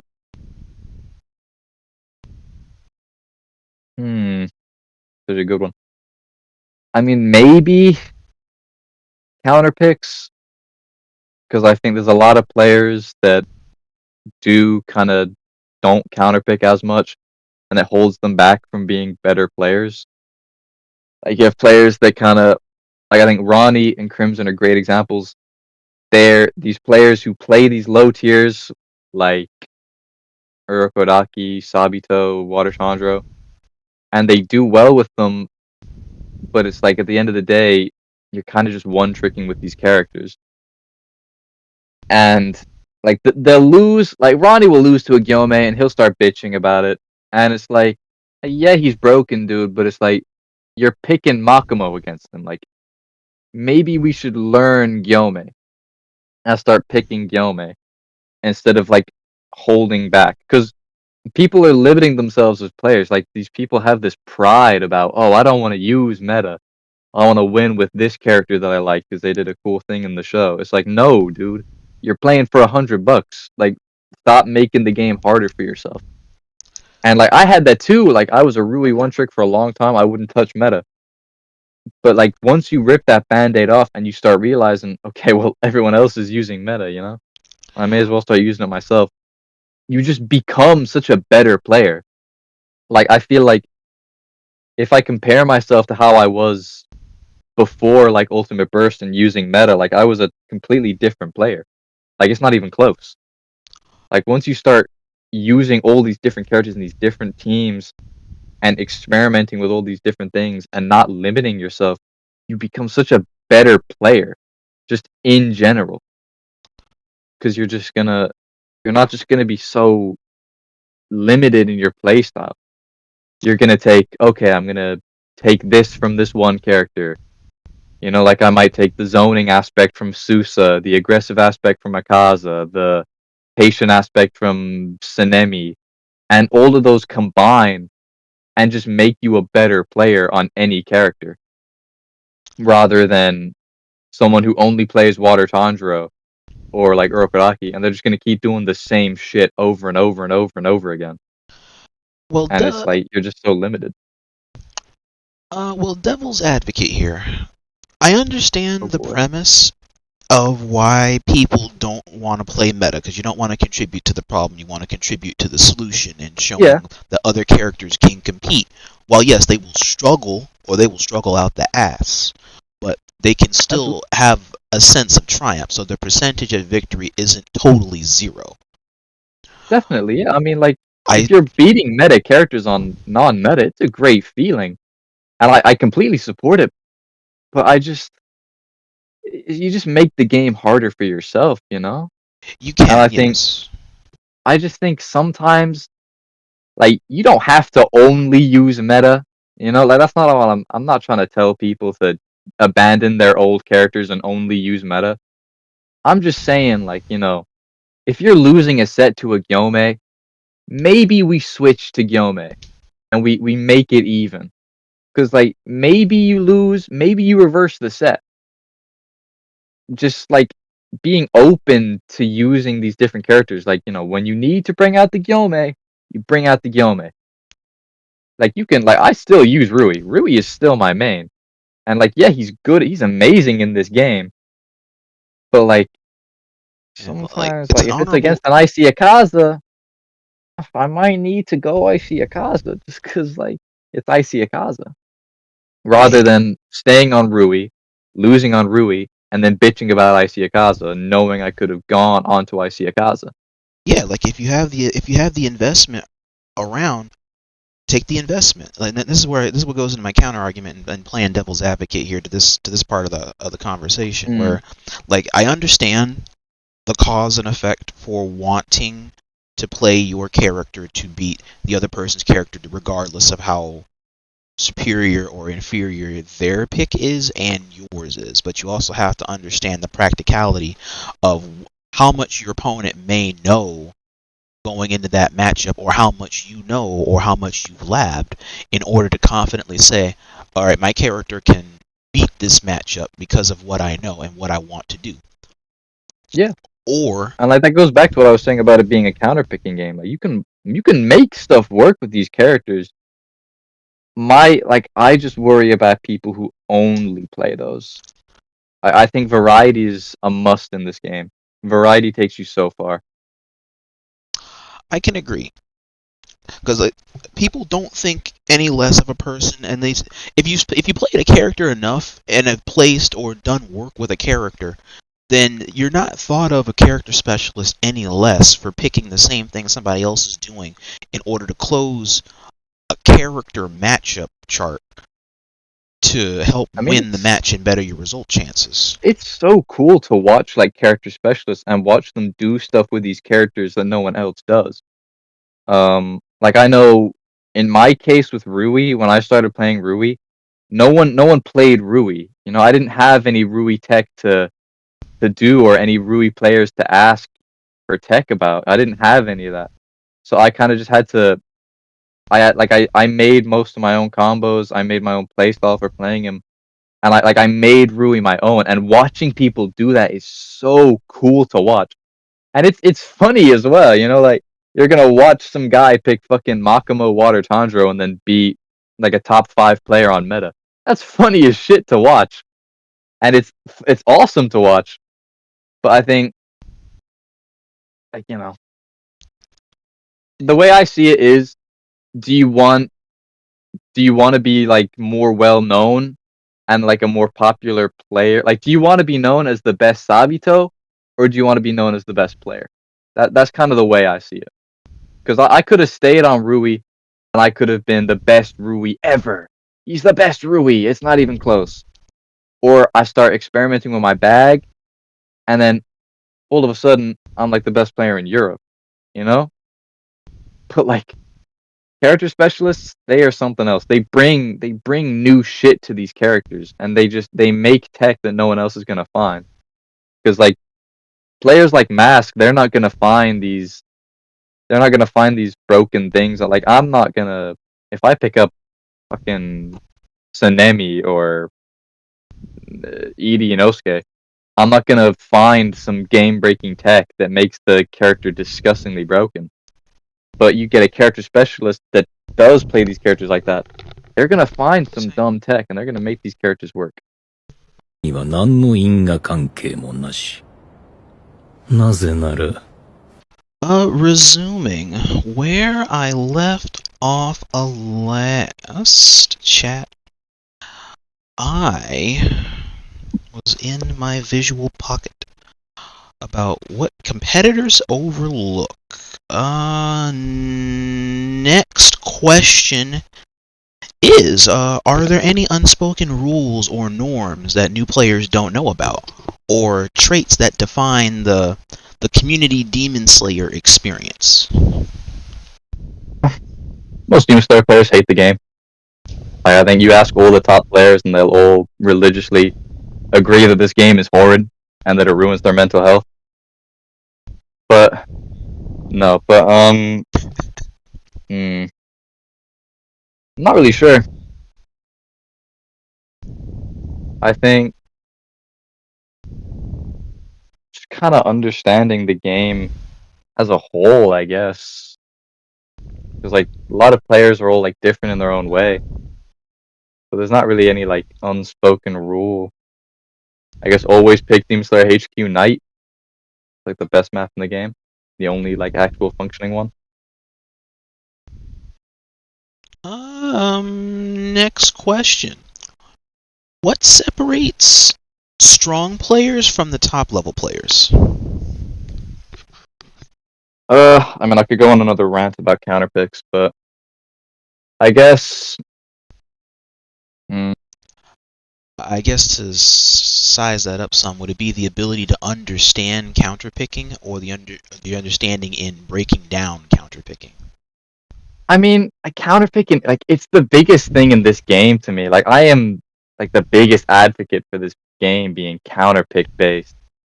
But like, there's a lot of players that get by on kind of one tricking and doing their own thing. I guess if there's one thing, like, it would just be don't take the game too seriously. Like a lot of players, especially top players, they'll take the game very, very seriously, and like they want to win, and it causes them to get very frustrated because like at the end of the day, you're playing a shit game, and I think that's kind of something that you just have to accept. Like you're not playing a good fighting game, you're playing a shitty party game that we're playing competitively for some reason. And I think I'm kind of it's like once you reach that enlightenment of just knowing this game is shit and just kind of accepting that, you just become more laid back about the game, I guess. Like you don't get frustrated as much, you don't like lash out about how shit it is. It just makes you just a better competitor. Like you just play more alert, instead of getting hit by some guard break cheese mid set and then all of a sudden you're complaining about the game for the rest of the set. You're getting hit by guard break cheese, you're like, yeah, this game is dog shit. And then you just, move on and keep playing. You just accept the game is dog shit, and you'll just notice that you're not like so consumed in the game. And Yeah, you can tolerate the game more. it's not Because as like embracing. The bad points aren't as embracing once you reach a peaceful point with accepting the good with the good and the bad with the bad, or the bad within yes, the good in this instance. absolutely is. I mean, like if I play ranked or something, I'll be wanting to throw my controller at the TV within half an hour because ranked is just a plague. But like I think kind of in competitive wise, I think the game is a much more like at the end of the day, we're all playing the same shitty game, and we all have to deal with the same shitty thing. Like if I'm playing in delay, they're playing in the exact same delay. If I'm playing against Iacon, they're probably going to play against 3 more Iacons later in the set in the tourney. So I think just kind of come to that like conclusion that the game is shit. We're all playing a shit game. Just kind of accept that it's a shit game. Everyone is just more better off. Instead of having people who are all taking the game really seriously and they're like complaining about meta characters, and it's just hard to watch. It's just everyone knows the game is shit. We're all in it together, guys. We're playing the same shit game. We all paid $70 for it. Yep. So where the community being transparent with each other also kind of helps. That way, it kind of bridges that gap to still do what the game is supposed to do, in bridging generations and bridging communities that also love the same game and are seeking to strive and enjoy it, or try to enjoy it as much as you are. Absolutely. I mean, like, as much as I can say that I've come to terms with how shit this game is, I'll go on a rant with anybody for 2 hours about how shit this game is. Like I don't like this game. You ask anyone that plays this game competitively, they'll say the exact same thing. They do not like this game.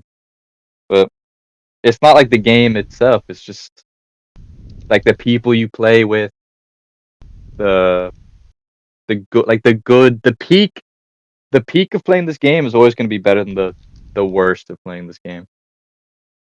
But like, yeah, I mean, we all know the game is shit. We'll all complain about how shit the game is.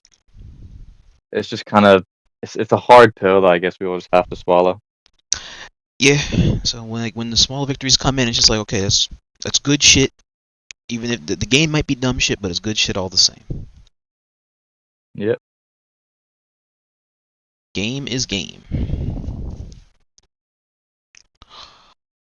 Next question.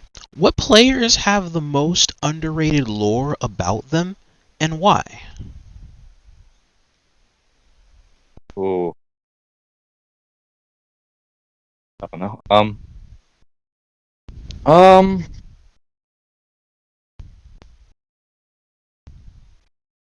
don't really know. I mean, like at the end of the day, we're all just kind of people who have nothing better to do than play Demon Slayer.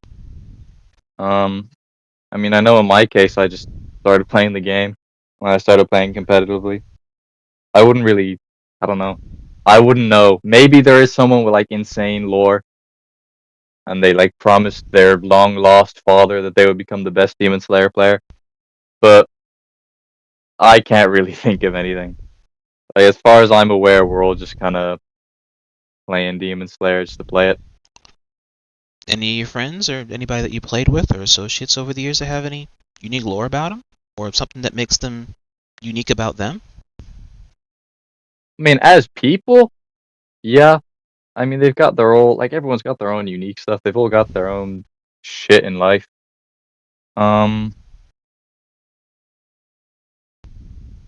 Like I know Nikito is someone that like he's a very interesting person. Even if it goes outside Demon Slayer, just like him as a person, he's just very cool to like interact with. And I think he's probably someone that's gonna have a lot of good stories to tell when he's like older with his grandkids and shit. But like I don't know. As far as I see it, most of the Demon Slayer community is just all morons with nothing better to do than play Demon Slayer. But I mean, hey, we're making money, so Yeah. So there is a I mean, those do. I mean, that in its own right is like a really good story that you can tell. It's not so much a story you can tell other gamers. The following will definitely like know and appreciate it. But I think what messes with people's heads when you do that is when you tell the norms, those that aren't gamers and people that look at gaming like a hobby, which yes, it can be a hobby, but it can also weirdly enough be a pursuit in various other absolutely. rewarding ways, Yeah, as competitors like us know. because like talking with other like Demon Slayer like players and all, it's just like just understand it all. Like if I'm talking with people about problems in the game, or if I'm saying I see Zen is broken, and then so many like casual players, they'll all say, "No, he's not. He's balanced." But then all the top players all agree. Like we will always agree on the exact same stuff, you know? Like if I say I see Zen is broken, you'll notice it's all the good players that agree with me, all the average players that don't. But like just getting other stuff, like the other day, like after the PC tourney, like Mask was frustrated, and like I was talking with him in DMs about it, and like it was kind of it was a conversation that I felt like it was only something we could understand, you know, like only people that know what it's like to kind of be at that level would understand. Because like I'll tell my I'll tell my friends, I'll tell my IRL friends about like playing Demon Slayer and all. Like I don't try and hide it. Um, and like they're just awestruck, you know. It's like how is this dude making money from the game? Like how's he making this much money? And it's like it's funny, but I don't know.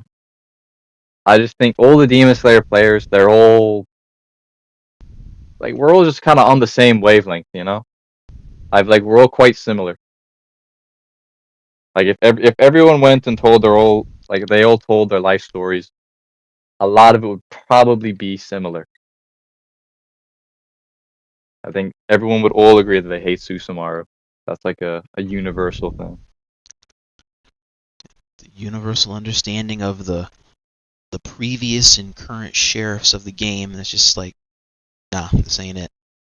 Or this other person that it could be it, but they're just not there yet. If the game could allow them to play, or if the mechanics can stop being the mechanics. Yeah, I mean, like, there's been some awesome, like, groups that have kind of emerged from Demon Slayer as well. Like, I know, called, like, Chrome. I know Chrome has this kind of, like, group, especially with the clans and all as well. Like, the clans have gotten, like, they all have their own, like, unique communities with cool people in it. And I think that's just, like, cool to see. Like, just seeing these, like, online communities of people that don't, like, know each other, you know? It's like there's so many people that I don't know. Like, I don't know these guys, but, like I know them. I know them, but I don't know them. Yeah. In a way, like, you know them through the same struggle and wanting to play and enjoy the same thing. Yeah, I mean, like, we all, like, because we all share the same, like, we're all playing Demon Slayer to, like, to win, you know? We're not playing to lose. We're not playing to fuck around. We're playing to win. We're playing to make money. And I think that's kind of universal respect for each other. It's just, like, it's just something that, like, only people who do that can understand, you know? Yeah. Like, I know Ghoul ASP, he really, really hates Susumaru. Like, he hates Susumaru. And he would agree as well. Like, if you asked him, he would agree. Ghoul, if you're still lurking out there, let me know. If you're still lurking, Ghoul, you know, speak up.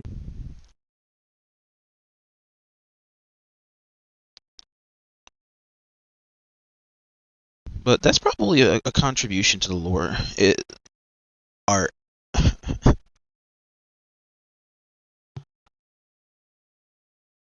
Fake news. What? Fake news? Ghoul, I thought you hated Susa, bro. What? Susa, my BBG. What, my big bountiful girlfriend? Like what?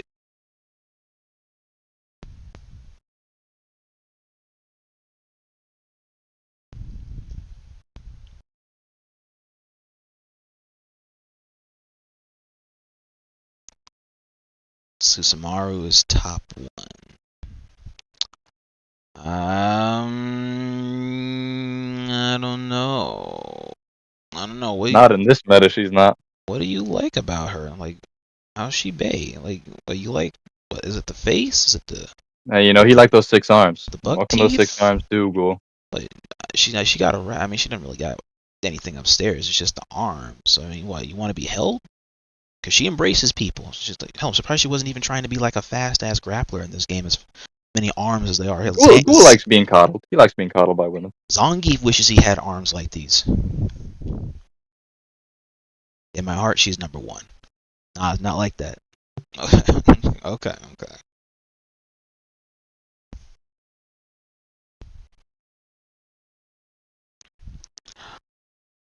No, we were talking about lore. We're talking about the lore of like, what's the lore of players and warriors in the online scene here. I mean, I don't know. I'm not too well versed in the lore of all the Demon Slayer players. I mean, at the end of the day, we're all just people playing a video game. That's it. Cool, like, oh, that's what that is with the dot dot. Well, alright, in Swoull's defense, they are interestingly designed. Like, these are things like you would see on top of a chandelier. That's all I'll say about it, is that they're just interesting design, because it's not like a normal circular object you're throwing at somebody. It has to actually have a design to it, so it's something that's eye-catching with the rest of her design.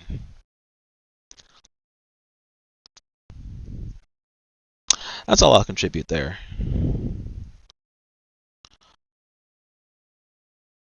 Next question. When it comes to tournaments and players winning tournaments,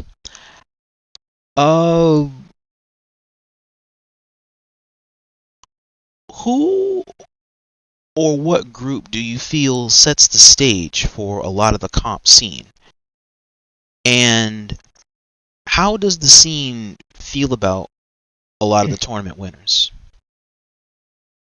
I mean, NA dominates everything.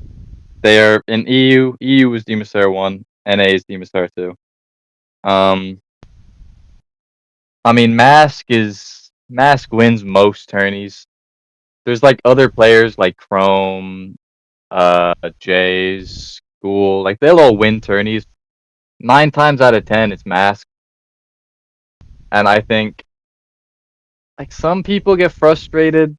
Like there was someone yesterday I was talking to, and he was like, he wanted people to be limited by like what console they're on. So like if you play PlayStation tourneys, you can't play PC tourneys. And I didn't really get that because it's like It's not a crossplay if you game. ban the PlayStation players from playing in the PC tourneys, it's just going to be the same 3 PC players winning every tourneys.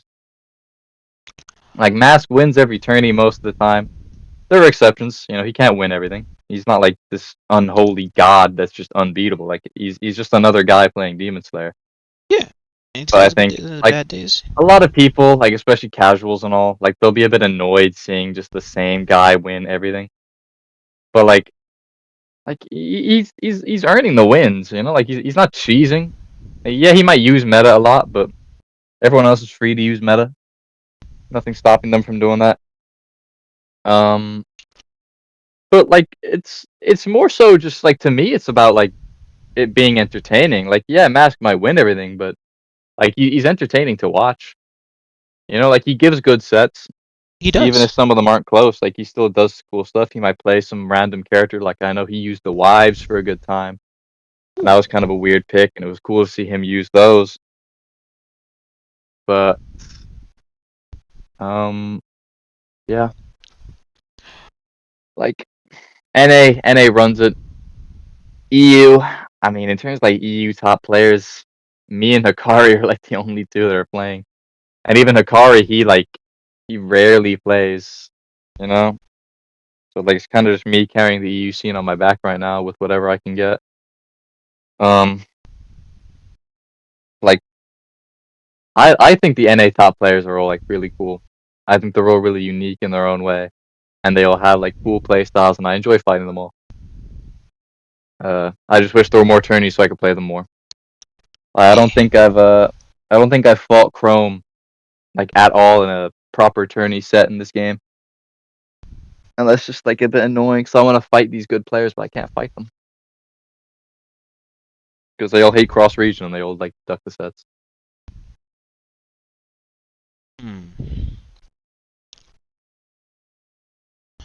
In time, hopefully the game can bless that opportunity to have another or base cross region thing go on. I know that what was it? One of my friends that was hosting DemonSlayer for a little bit. He's one of the dudes in my TO circle for PlayStation. His name is Ginji G. He hosts Fade Friday. Fade Friday had a league. Oh, you already know where I'm going with this. So Fade Friday had a league recently that housed DemonSlayers, and he had it as a cross region, I believe. It was NA only, but he allowed like I think Pearl. He allowed Pearl to play. Pearl was EU, and he let me play as well. I didn't play because it was in the middle of a school week for me, and it was NA time, so I would have been playing at like 1 in the morning on a school night. Oh hell no. Yeah, I got you. That was a no go.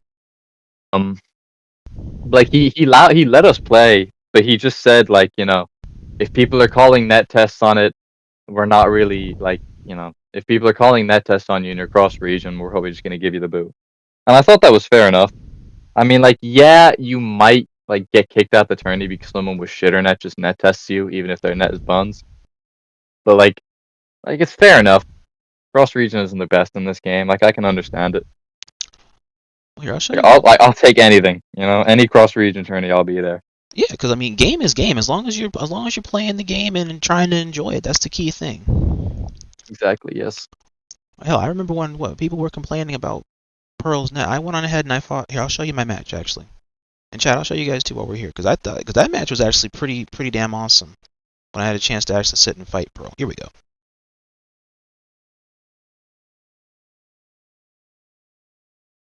Blizzard, because the first one I fought was a Burger. Past that one. I'm just gonna go get a drink while you're showing this. Sure. And then here I fought the biggest bird. That was when I fought Pearl here. And I debuted my win character here. I thought the match here was really good.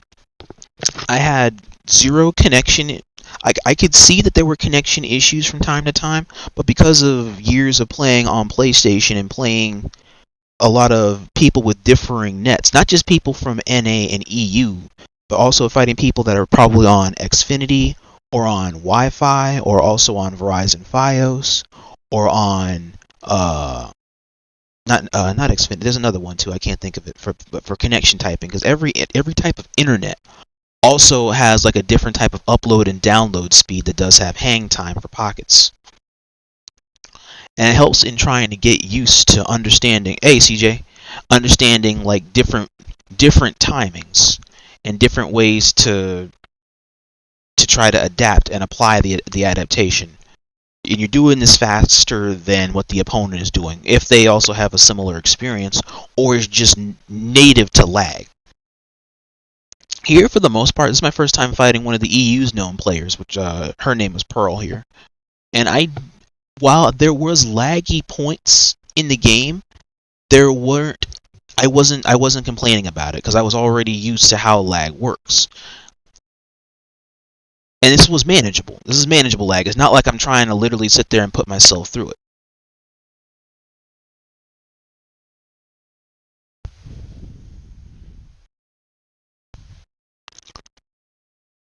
That's all. Just mainly wanted to show that real quick while I was here, because this is my chance in fighting one of the main people here that Artemis was talking about in the EU scene.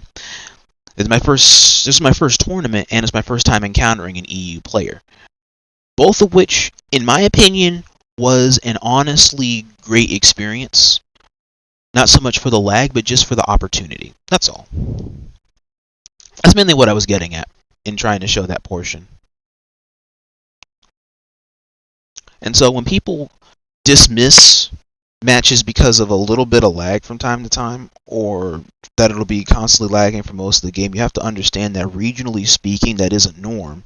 That a player of your competence or merit should kind of be adjusted to a degree, to say, okay, you can viably compete in these conditions to a fair degree without limiting yourself or feeling like you're limiting yourself or you're moving in mud. Like it's just from the years of investment. DemonSlayer has been out. DemonSlayer 1's barely a year old. It's like still a newborn baby. Blah! DemonSlayer 2 has barely been out for a year. It's a newborn baby is what I mean to say. DemonSlayer 1 is 2020, 2021 area?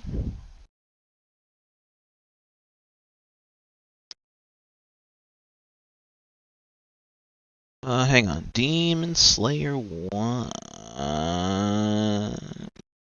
Slayer 1 release. I need to find it. DemonSlayer Game 1. October 2021.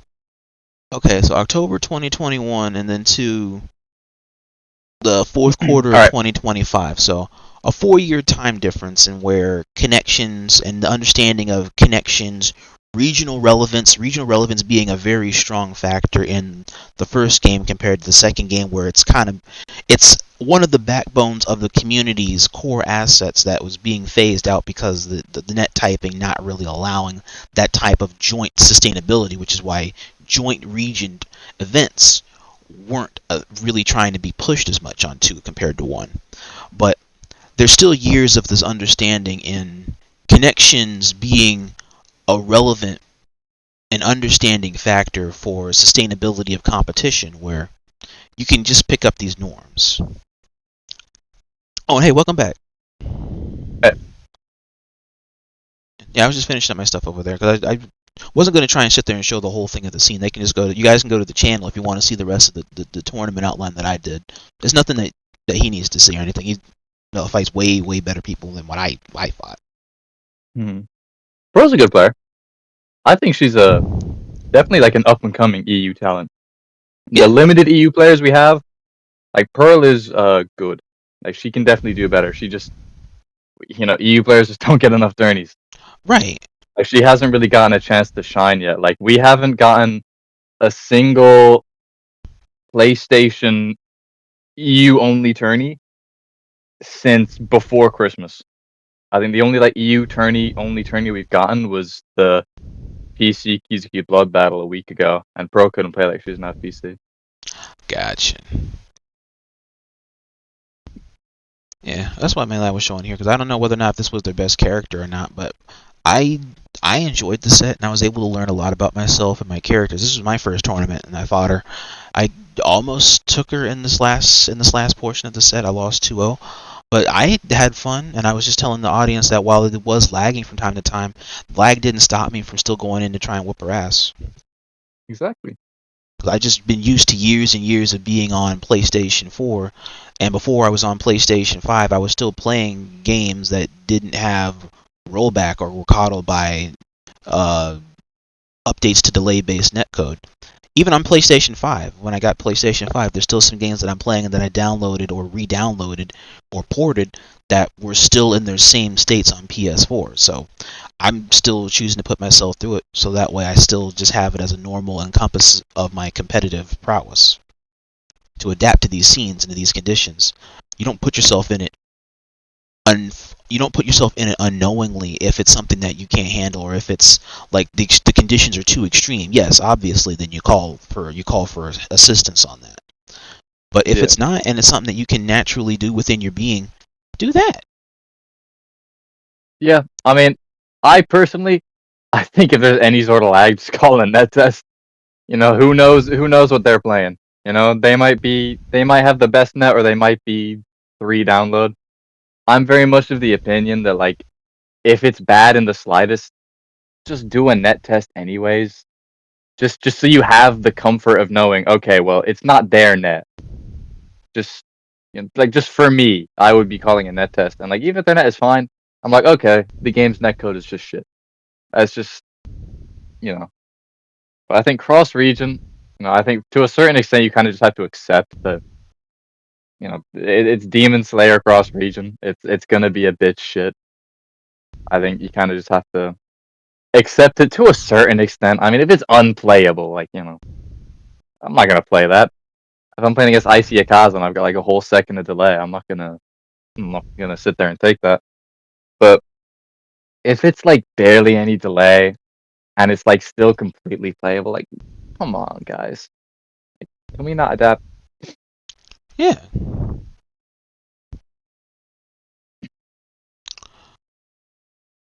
Alright, let's see here. As we go in, we are on alright, second to last question. Since we did already go into character specialists and whatnot, that kind of circumvents the quarter of my closing questionnaire portion here. So going into orgs and clans.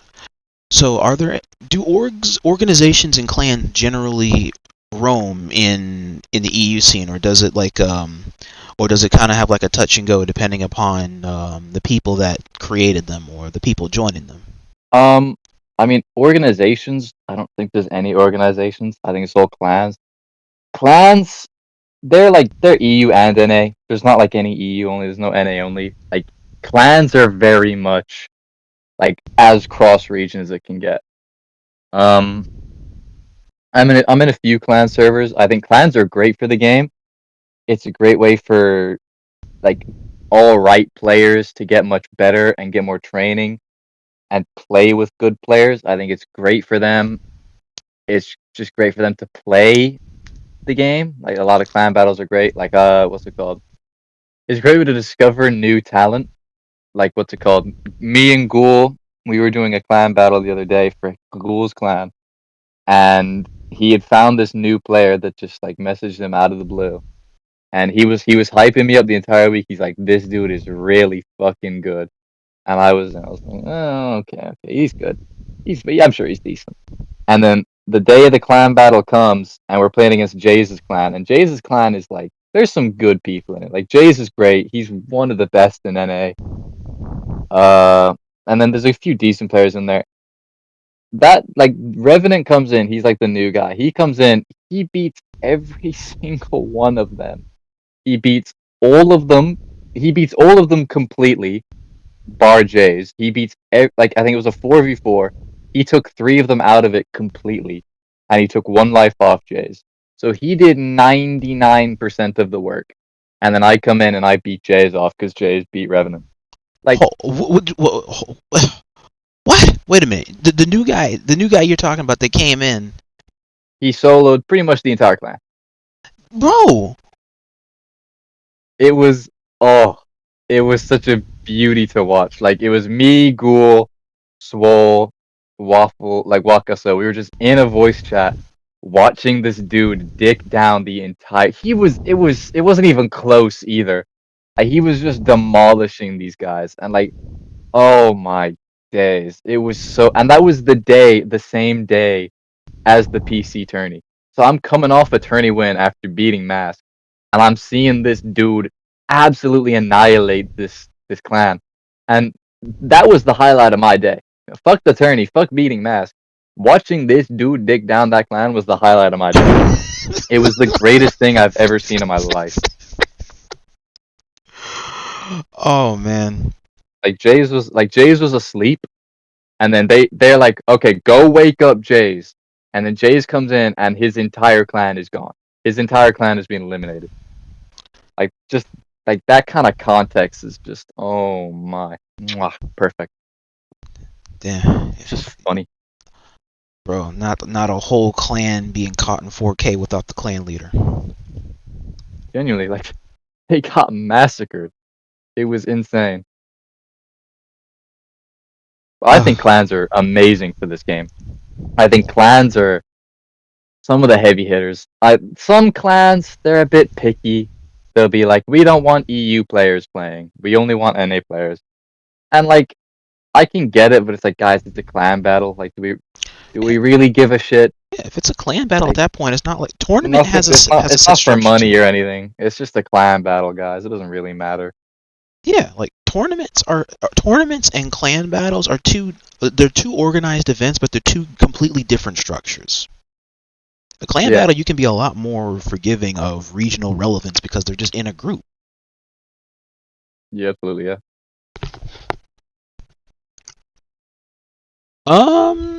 Any clans you're in specifically or none?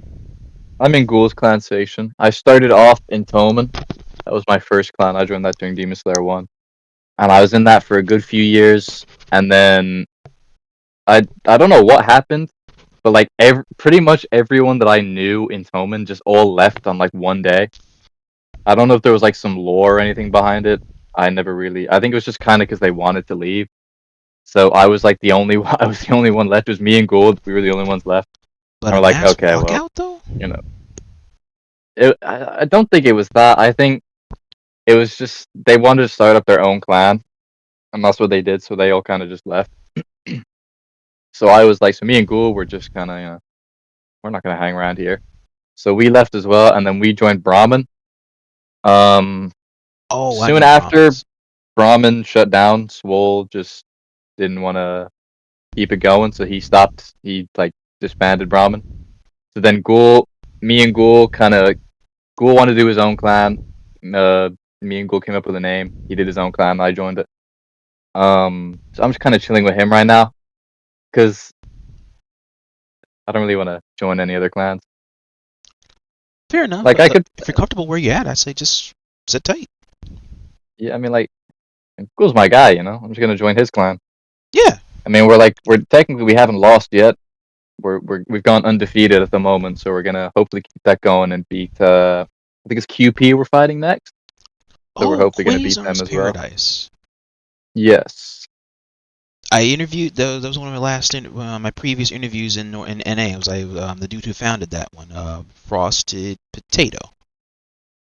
Ah, yeah.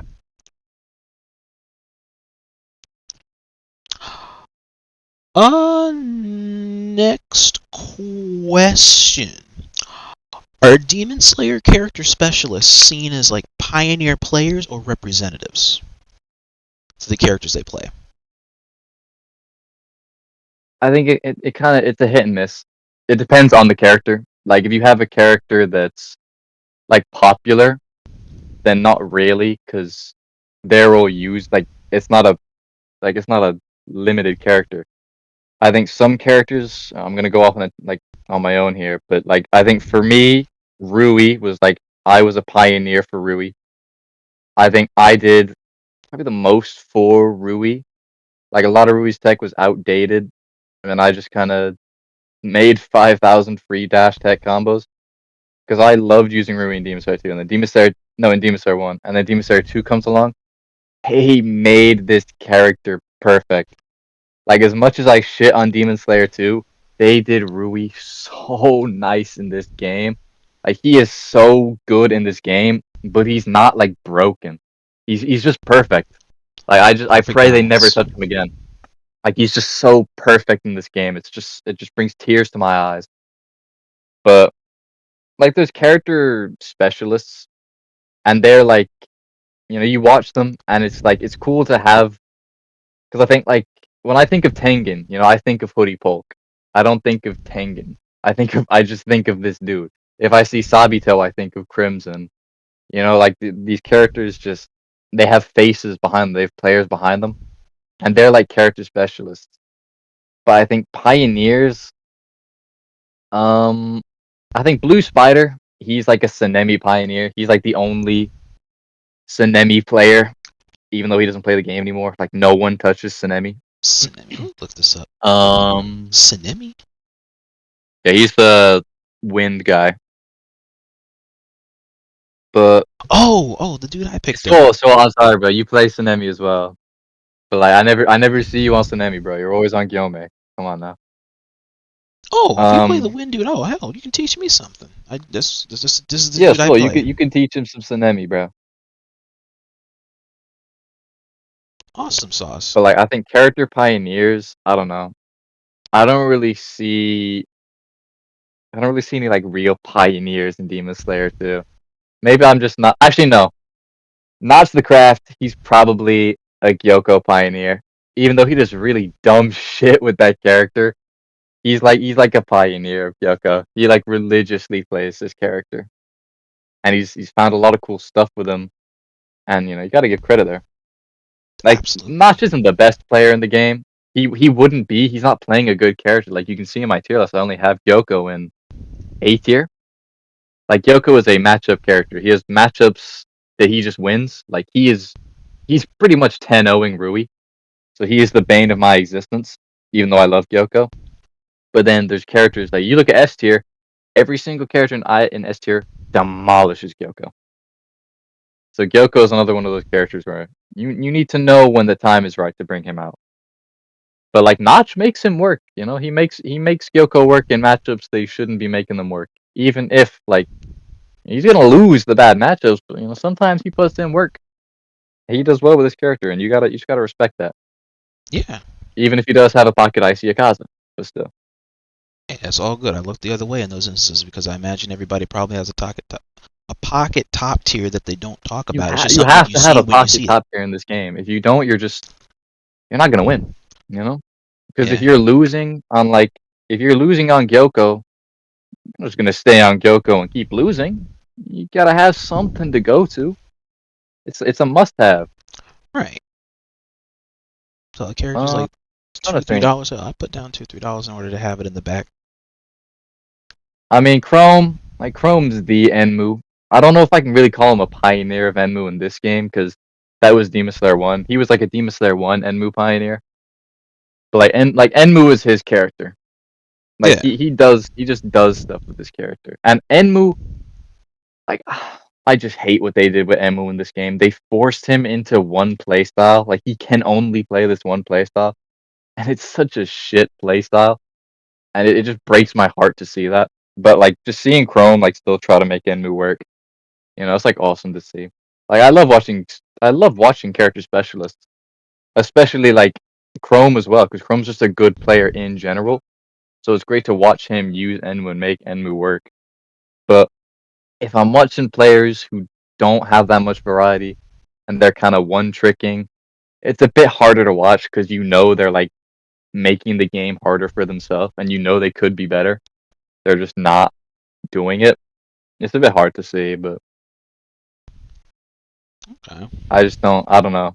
I think Pioneer-wise, a lot of the pioneering was Demon Slayer 1. But there are some Demon Slayer 2 pioneers. But most of the Demon Slayer 2 editions haven't really been touched. Like if you look at the Demon Slayer 2 editions that are consistently used, it's mostly just DLC and Gyome. So they haven't Senya really as been well, I built. guess.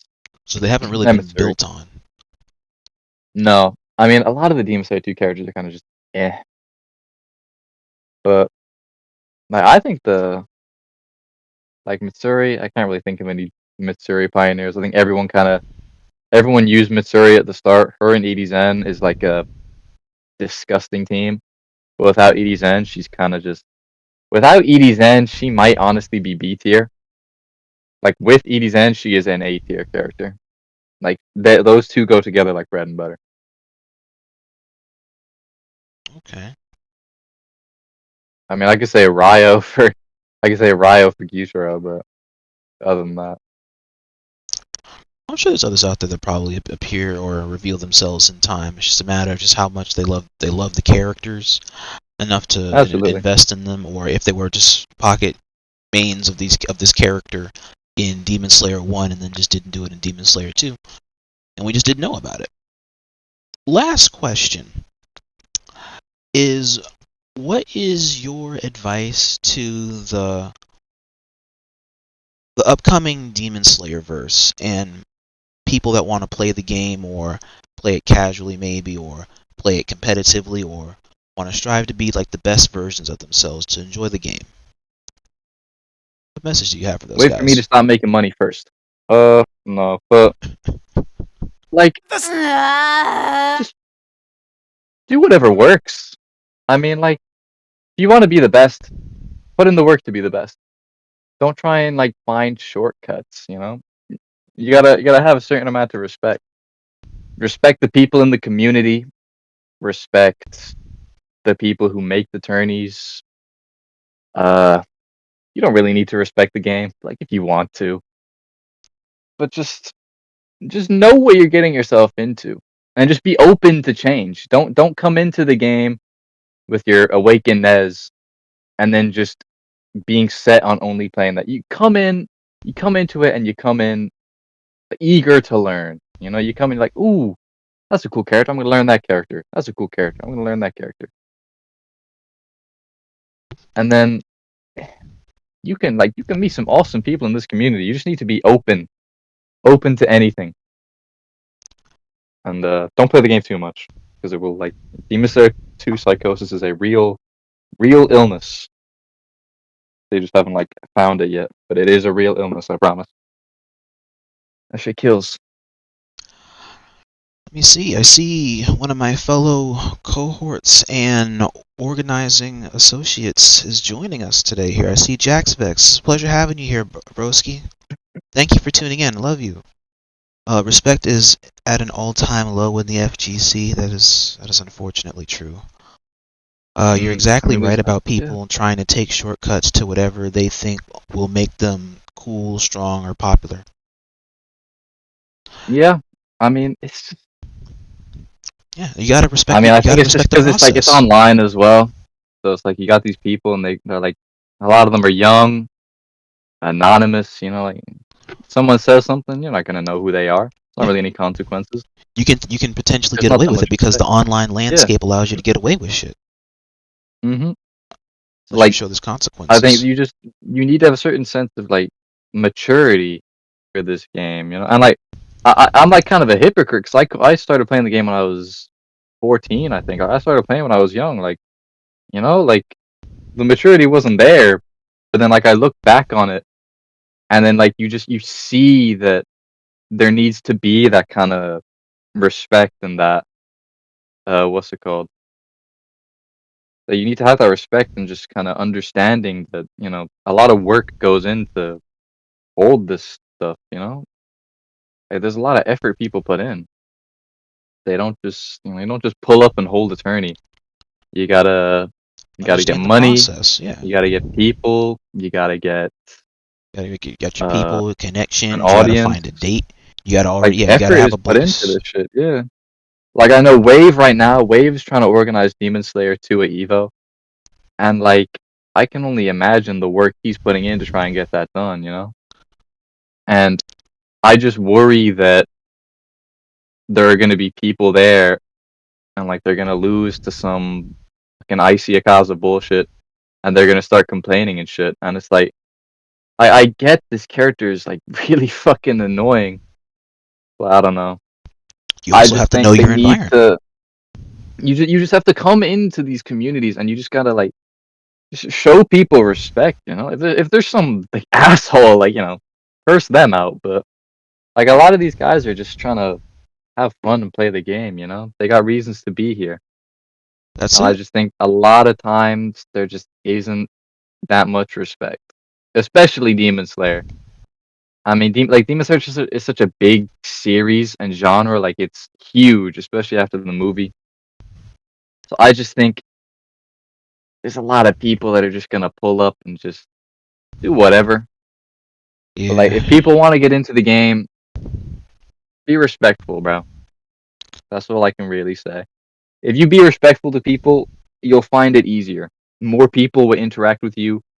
They'll what's it called? They'll be more open to playing with you. You'll get more opportunities to get more tournaments instead of like being an asshole and then no one wants to associate with you. You Right. know? Like hell, like something really beautiful came to pass recently in this scene. And then I'm looking there in the chat when I was in the middle of trying to do my Overwatch comp, and then I'm looking in Demo's chat. I know she can't be everywhere at one time, and I was like, what the fuck is this chat?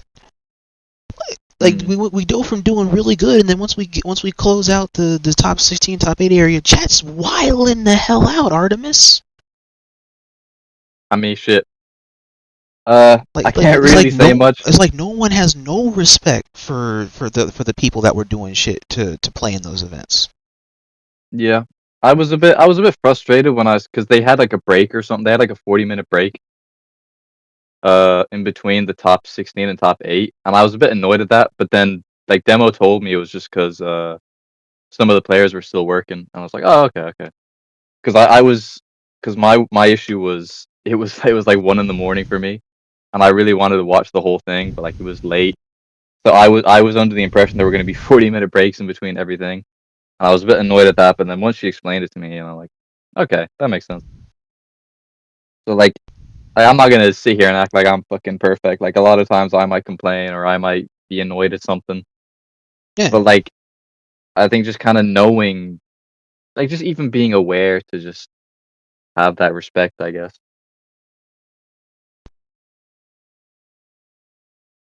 Okay. So just being aware of the respect for your fellow comrade and respect for the process in setting these things up every day or every so often whenever it is that they happen.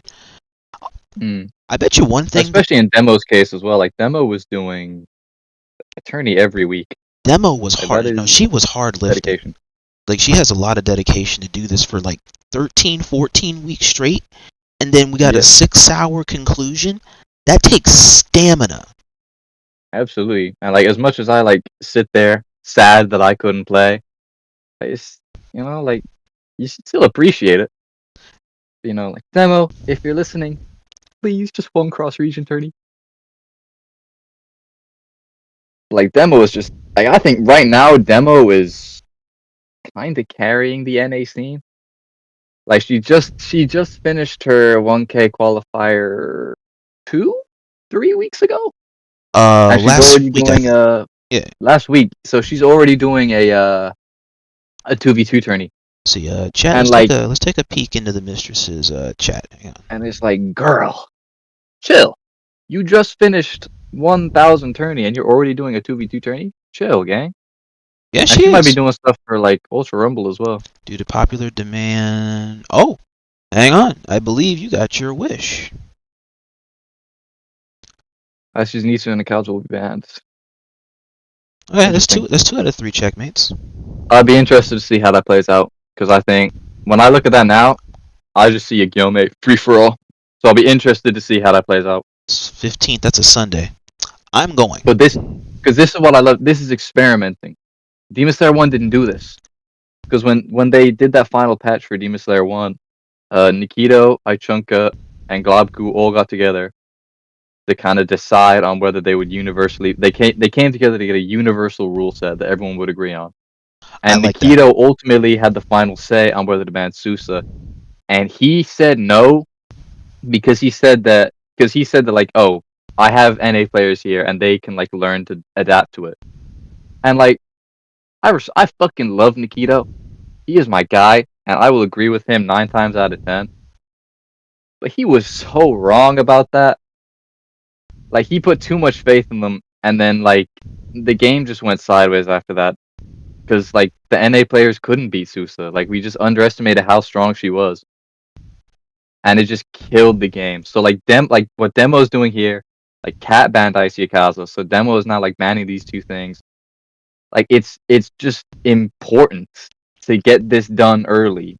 You know, like Yeah. ban IC2, ban Akaza, ban And them now. she's being So that we transparent about know. this. That way you can see what the landscape of an event looks like without these characters at the helm.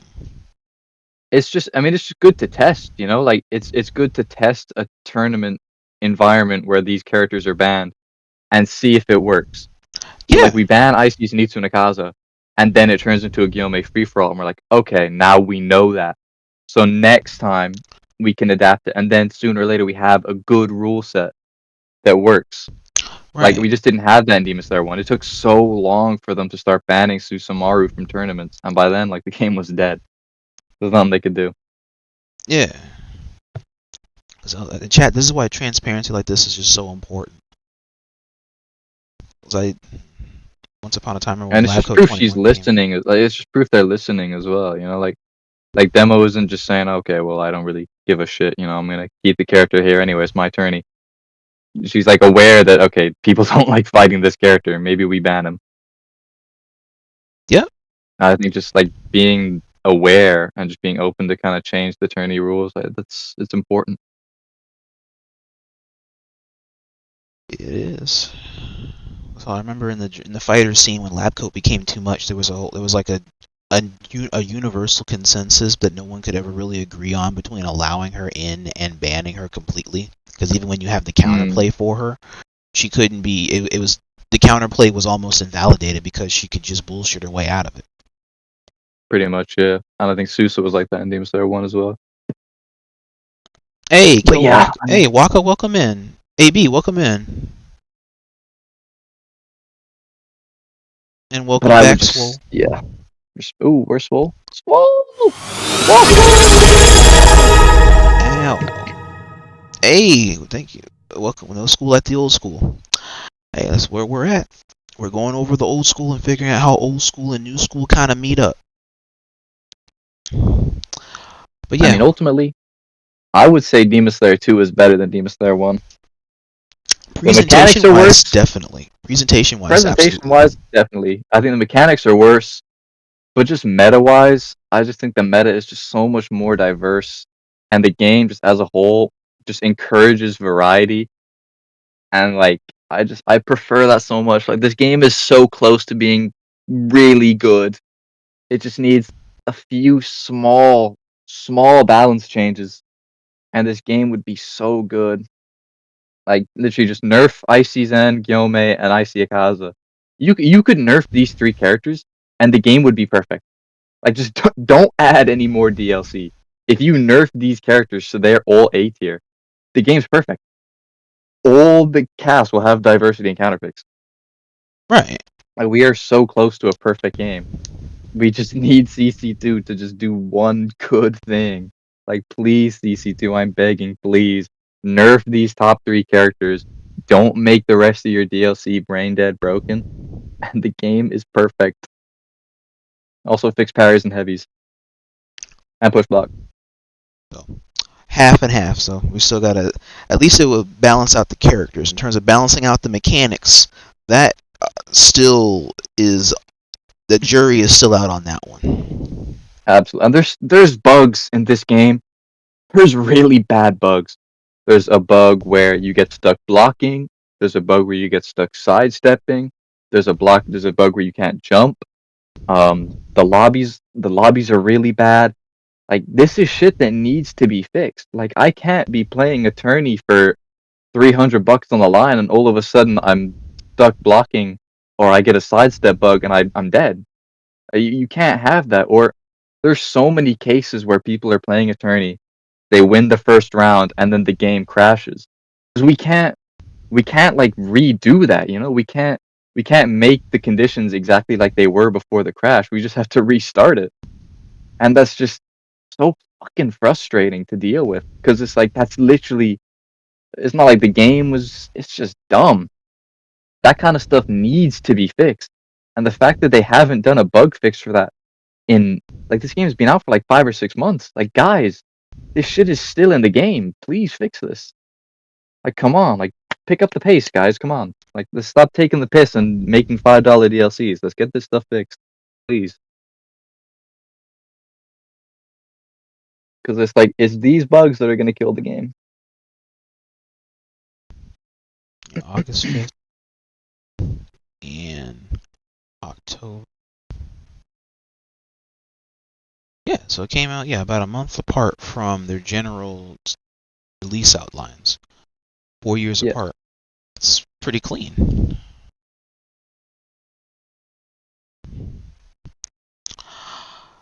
So chat, on that notion, I will leave you with this.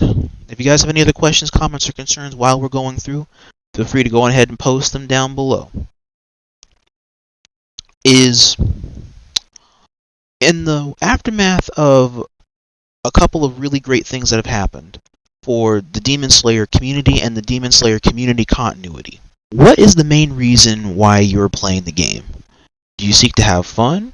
Do you seek to try to get better? Do you seek to have a good time? That could be debatable on how you seek to have a good time. Do you seek to make a name for yourself?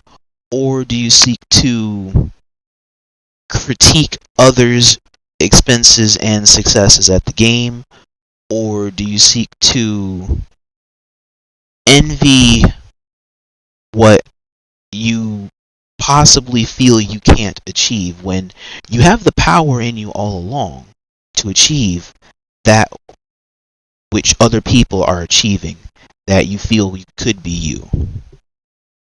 What's the reason why you're enjoying the game? And try to help your fellow man out. I just love playing competitive. Like, I'm a competitive person, you know? Like, I love being able to compete with all these people that are all good at the game and we're all trying to be the best. I love, like, getting a good tournament, like a good tournament where I play well, and then being able to, like, watch over it and just see that I played well. It's just great to, like, just see that you're doing, like, who wouldn't want to be, like, great at something, you know? Like, just to say that you're, like, the best player at something or you're the best at something. And it's something that's fun as well, even if it has a lot of flaws. Like I'll never get tired of fucking rubbing it in my friend's face that I make money off a video game. Meanwhile, they're like struggling with part-time jobs or something. It's like, yeah, I play Demon Slayer for 2 hours and I make $500. It's just so fun. I just love playing against good players, even if I win or lose. Like, I'm hooked. I like money. What can I say? I like money, and playing Demon Slayer gets me money. And the two can correlate right now. Absolutely. My God. Like, playing competitively is just so fun. Like, you'll get bad brackets, you'll get buggy games, you'll get bad things where, like, tourneys don't go your way and you'll get frustrated. But when you get those good tourneys, you get those good tourney wins that you worked hard for, like, that's what matters, you know? You got the commentators glazing you, you got the chat glazing you. Like, that shit is just, it can't be beat. That's not something you can buy, you know? That's just something you have to earn. That's something you have to work for. And just seeing that work is paid off, and that, you know, I've done it, you know. You can look at this and just say, okay, I'm doing it. This is it. And it's just not something that anyone can just do. You do got to put in the work. And if you do enough of the work, then it will pay off. You put in the work, you put in the hours, like, it will show through. And that's just like, that's life advice. Like DemonSlayer, that is life advice in general. You put in the work, like, it will pay off. Yeah. Like, you do what you want to do. Even if it is like art. Like, who cares about AI? Put in the work. Do better work than AI. Make that money. Get those furry commissions going. That's where the money is. Yep. Huh? Yes. And on that notion, chat, we will bring our interview with the champion of Europe, DemonSlayer, EU DemonSlayer, to its gradual conclusion. Artemis, I want to take time to thank you for having a lot of the time here this afternoon, early evening, to really sit and delve into a lot of your history, love, hate for the game, love, respect for A lot of hate. community. For the community and for the vision that a lot of the players want to like really sit here and build with you. Shit, man. I love talking about Demon Slayer.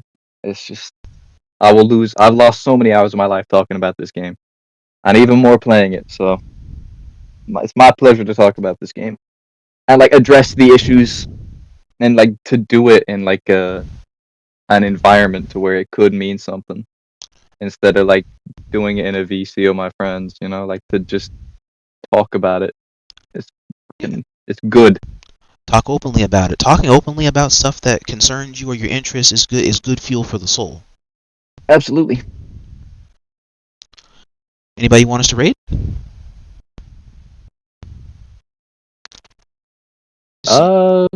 See I don't who know. is on right now.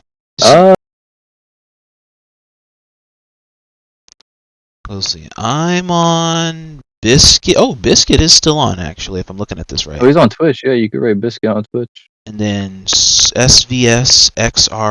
is also on with a Biscuit PC 2v2. Biscuit does not care for the Twitch chat, though. Twitch, TikTok, and Rumble, he does not care. If you're not in the YouTube chat, he tells you, get the fuck out. Bruh, that's so real, but bro.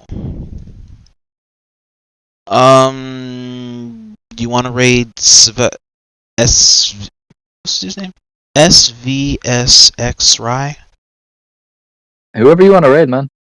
Cause he's on PC DemonSlayer right now in a 2v2. So yeah, that's a clan battle. Yeah. That'd be good. Okay, so we're gonna raid Vxrii over here. If I'm looking at this right. Alright, we back.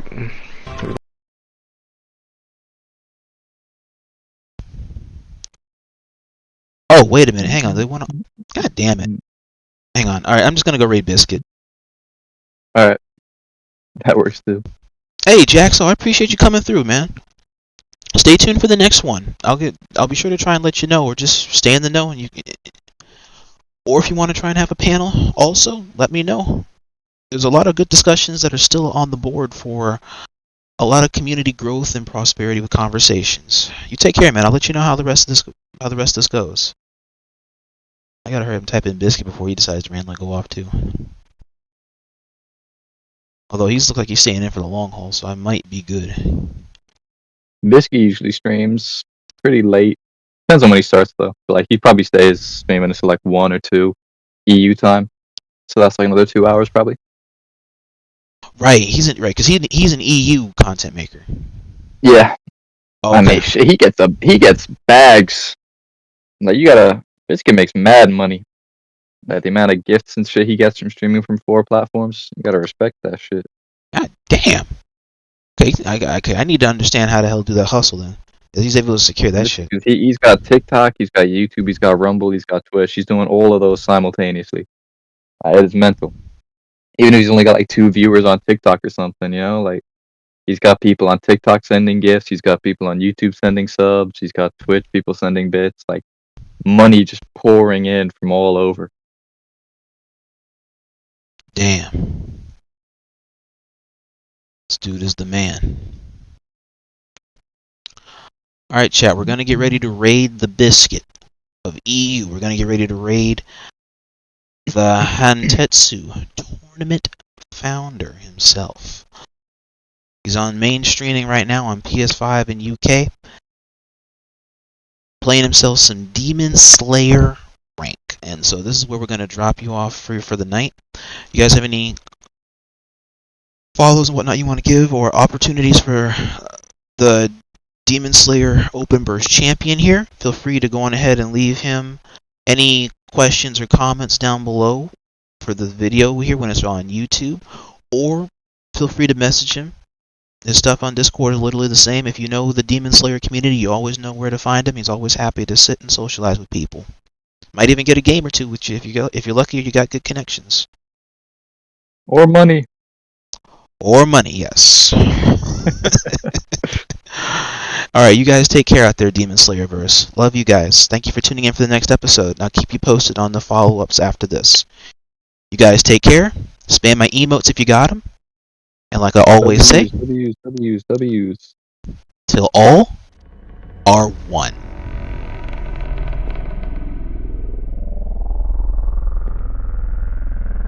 Buttons are pressed in so much that it feels like